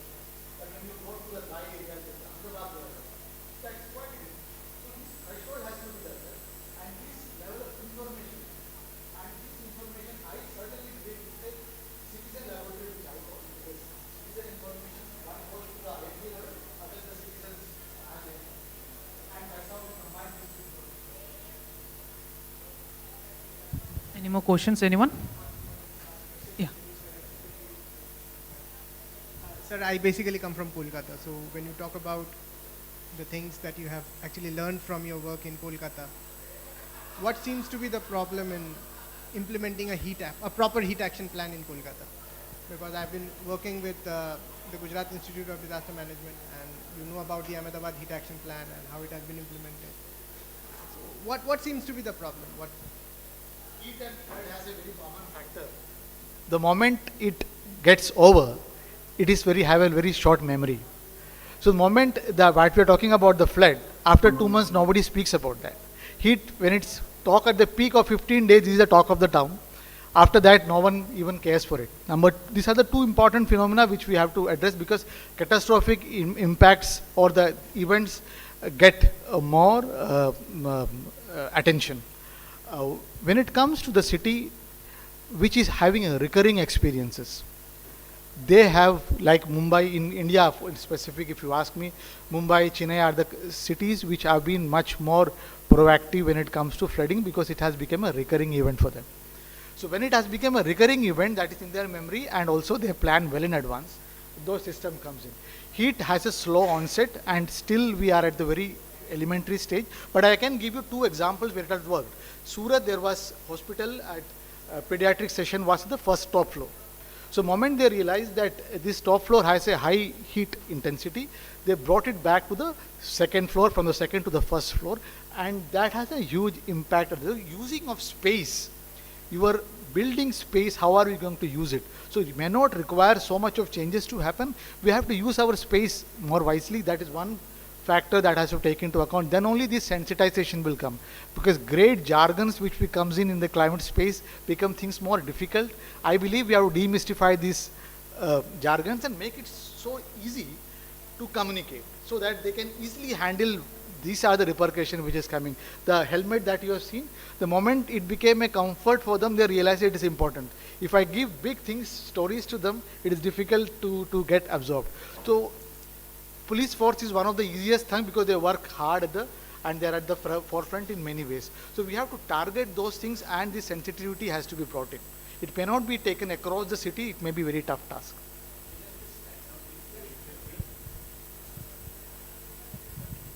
You asked about the barriers to implementing or initiating a heat action plan.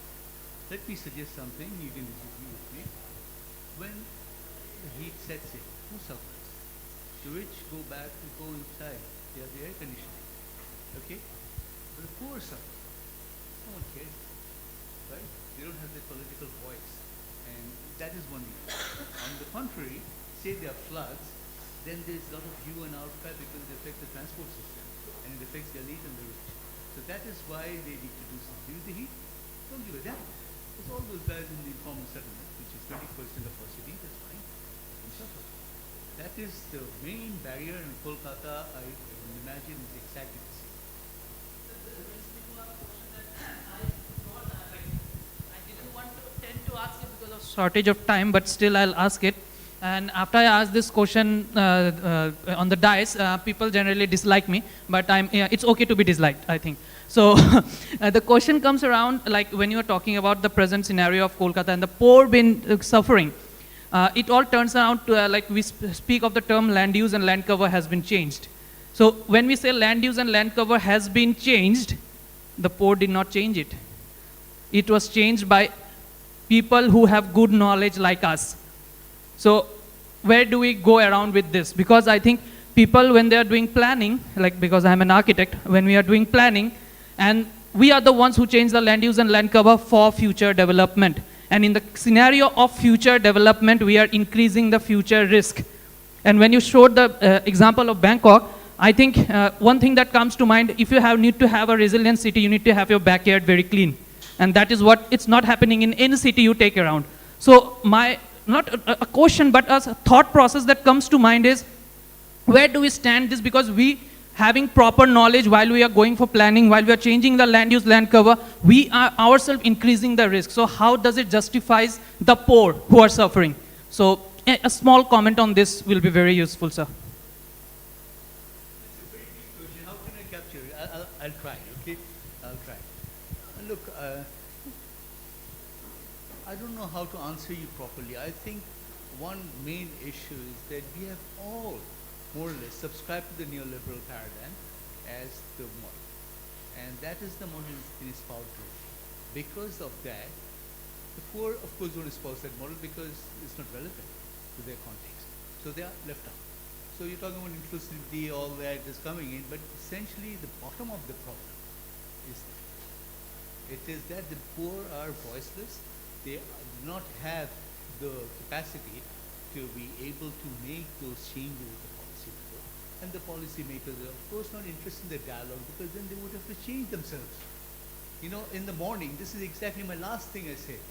It's not about changing them, we have to change ourselves. As architects, you are trained as an architect, I'm also an architect. What do I do? If a rich guy comes to me and says, we have a project, a beautiful building on the canal, we close the canal and build it. Would you do it? Many architects would do it. It's a good project, otherwise you'll go hungry, you have to feed your family. And the poor people, they can't afford you. But they need you the most. They need you the most. So I think we have to redirect ourselves, rechannel. I don't know, I don't have a formula. I wish I had a formula and a prescription to give to you that tomorrow, please. It won't.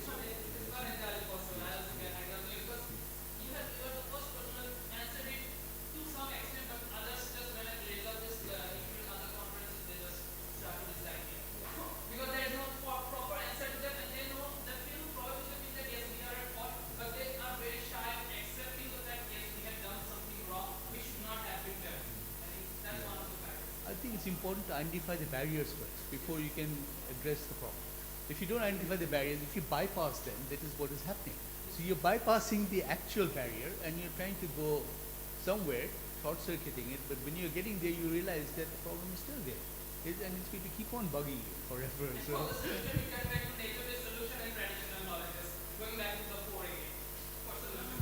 Nature-based solution, right? You put vegetation on a building. What does it do? It harbors mosquitoes, you get dengue, you get fever. The poor don't like those things. They cut them down. They are a nuisance for us. They're pests. And we beautiful architects from the Western countries come beautiful nature. It's not solving us. I was trained as an architect. Sorry, I'm taking a bit more time. I was trained as an architect. Give louvers so they'll bring in natural ventilation. I go back and I see the plant has closed everything because it brings in all the dust and noise from outside. So this is the reality. Same with the nature-based solutions. They just cut them down. They don't want them, because the reality, their circumstances are so different and so basic.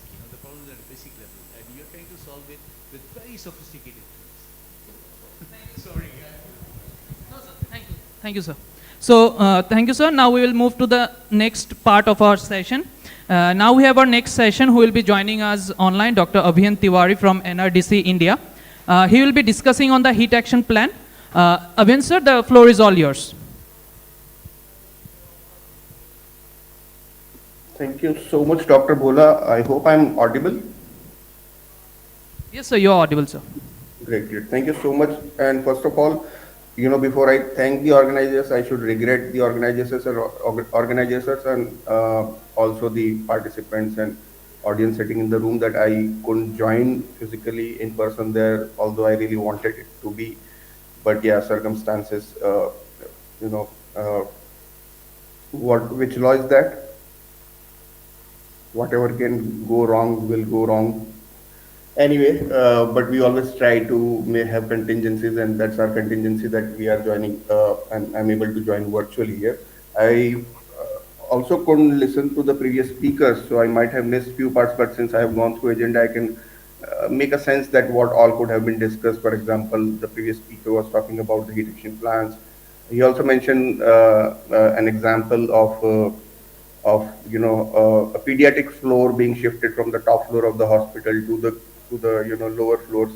That was from Ahmedabad, actually, the city, and this hospital's name is Shardaben Hospital. And I would say that incidents, and to some extent the same year. So this happened in 2010. Now, heat action plan largely been governed by or loosely been governed by the disaster authorities, be it at state or at national level. But its genesis happened from the health sector, and that's the interesting story. All of you might be knowing what happened in Ahmedabad. So this 2010 heat wave spell in May, month of May in 2010, was very unprecedented for the city. City never experienced such a hot spell of hot days and hot nights in the third and fourth week of May in 2010, and which in total, when we looked at the data of all-cause mortality, it came out that entire spell of extreme heat costed more than 800 excess deaths within a week, during which excess death, that's then the average for that week that should have happened. And across that month, there were more than 1,300 excess deaths that happened. And similarly, the story was also, while this story was covered, this, incidents was covered by the local, health institutions like Indian Institute of Public Health. They noticed, that there was a flurry of emergency visits, and, the government hospitals were getting flooded with the heat stroke and sunstroke cases. And the hospitals were also not prepared for such a large surge. And similarly, the Shardaben Hospital, the then, associate professor of the pediatric department, Dr. Khyati Kakkad, she noticed that, the cases of hyperthermia in the neonates, which is rare. Usually, what we observe is the hyperthermia in the neonates. But in that incident, she noticed that, most of the neonates were struggling from hyperthermia. When they tried to rule out, there was no, underlying infection or anything like that. And even discharged patients were getting back with the complaint of hyperthermia. And that's where they realized that it could be because of the, ward being located on the top floor of the hospital. And on top of that, the roof was covered with black tar, to prevent the water seepage, which ultimately helped in absorbing more heat. While we were just talking about the building use and building types, absorbing more heat and getting, it transmitted and emitted back to the rooms down there. And this was reported, and this was in fact the first research paper of 2010 Ahmedabad heat wave event. And similarly, other researchers, Indian Institute of Public Health, Gandhinagar, the organization that I work for, Natural Resources Defense Council, India, we all came together and started working with the city government, the Ahmedabad Municipal Corporation, because the city was ready with the fresh experience of, or rather, dangerous experience that they never wanted to have of that heat wave spell. So there was a buy-in. There was a buy-in from the city authorities. Now the task was to have a tailor-made policy for a city level. There was no state level agency or a demand from that side, but from the city, like what could be done, where should what should be the components of the plan, who will fund that, what all research will be required, who will be the nodal agency, nodal authority in the plan that will coordinate all the actions. So while doing all this background research, the ultimate product came out as a first South Asian heat action plan in 2013, launched in the summers of 2013 in the city of Ahmedabad, which had very simple, tailor-made solution. Of course, and heat health early warning system, and an interagency coordination plan, capacity building of the key stakeholders, particularly the health workers, the doctors, the paramedicals, building capacity of the hospitals as well, and then public awareness and community outreach measures, and lastly, also long-term measures such as school roof to reduce the exposure of the people and and enhance the adaptation initiatives across the city. So these were some simple measures that we did put in Ahmedabad. We continued supporting the local municipal corporation. Health department became the nodal department, and within that department, a deputy health officer became the nodal officer of Ahmedabad Heat Action Plan. And that plan, after its success, got scaled to several other cities. Then national agencies like NDMA, IMD, Health and Family Welfare Department, they took leadership at the national level and started working with their counterparts in the states and in the districts and cities to, advising them on developing their local heat health action plans or heat action plans. So that's the whole genesis in nutshell about this journey of heat action plans in India. It is still, as you all know, not a notified disaster. So there is no earmarked funding from the national level as of now. But yeah, states can notify heat as a state-specific disaster.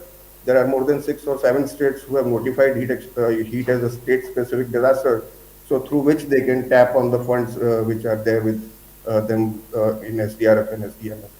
So recently we also started working with another city, city of Jodhpur, which is a different, experience. So while in Ahmedabad we started working through, the urban local body, in Jodhpur we started working with a local non-profit, a local women-led NGO, which is working there. You all might be knowing the Mahila Housing Trust, which is working there in Jodhpur for more than a decade. So they had good connects with the local government. They already were working in improving the, household and livelihood conditions of the slum women, in improving their living conditions. So Cool Roof, one of the initiatives that were advised as a mitigation and adaptation measure under heat action plan, was initially deployed there. And through that initial, pilot project, the city invited to, develop an entire heat action plan for the city itself. So while all other heat action plans were missing this component of, doing a macro and micro level vulnerability assessment, this was the first heat action plan, rather a tier 2 heat action plan, tier 2 city heat action plan, which did a block level vulnerability, heat vulnerability assessment, and based on that,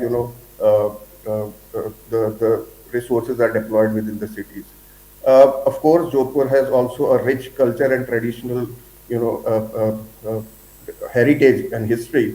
So that also need to be taken care into the action plan, and that's also something new that we are learning in that city, where Grid Corporation has already done some work, and we'll look forward to receive their advice on how such practices, traditional practices, could be incorporated in their local heat action plan. I'll rest my voice here, and if there is anything moderator would want me to speak about, or I'm here for question and answer as well. Yes, sir. We'll come to the question and answer session afterwards, after the last speaker. Thank you, sir, for letting us know about the heat action plan, and especially of Jodhpur, and getting to know it. We have seen how much effort has gone on building because that's the first one, so as to say. So thank you for that, sir. Now we move to the last speaker of the session, that is Mr. Ripal Kanji, co-founder of Grid Corps, a startup based in Kolkata.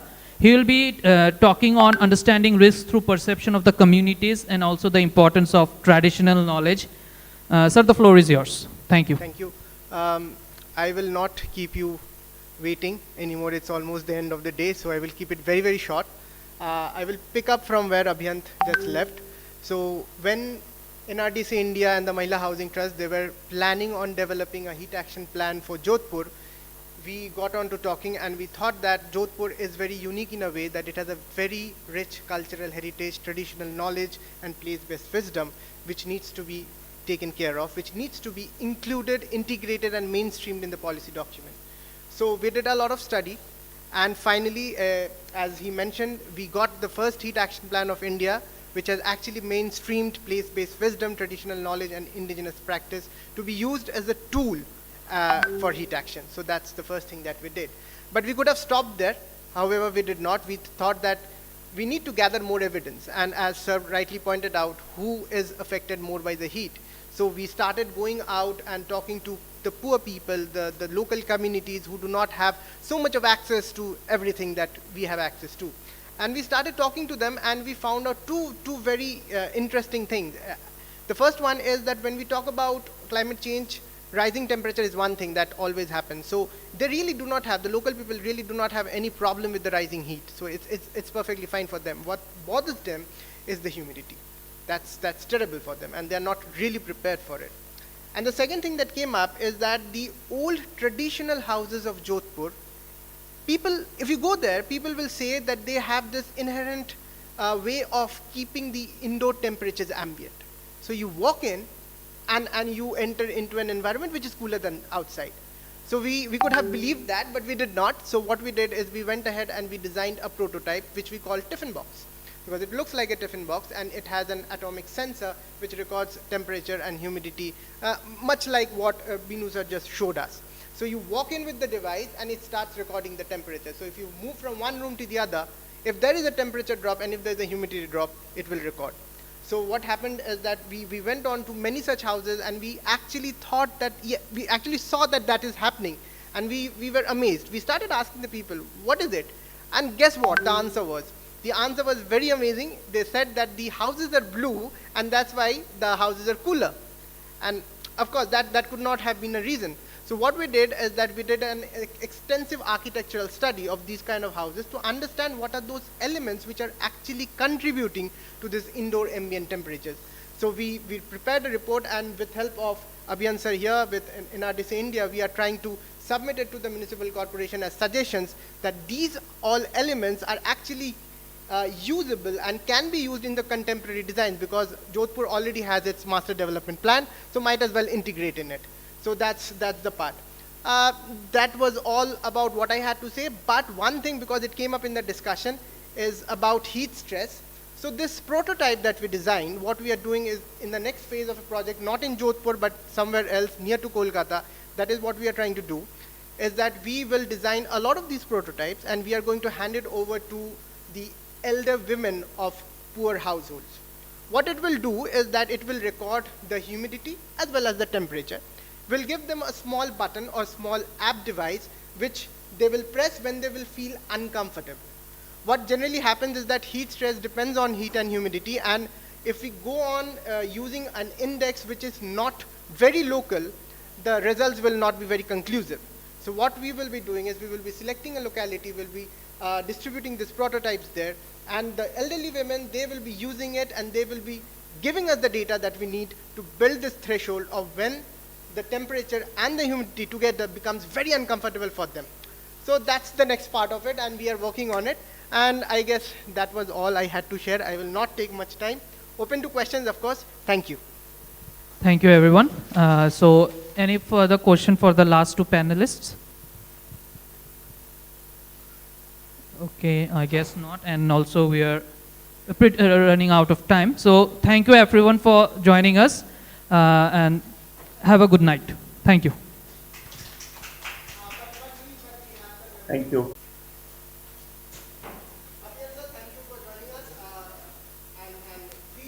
Missed you a lot to be here. We could have discussed it in greater length, but nevertheless, we'll do it somewhere else next time.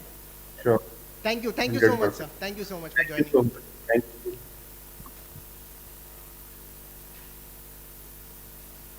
We have one.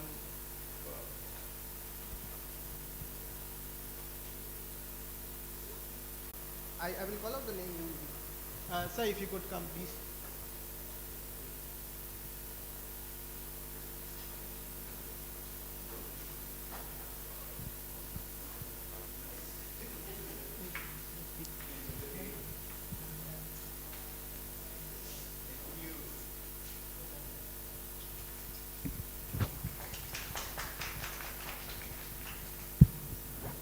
Thank you, sir.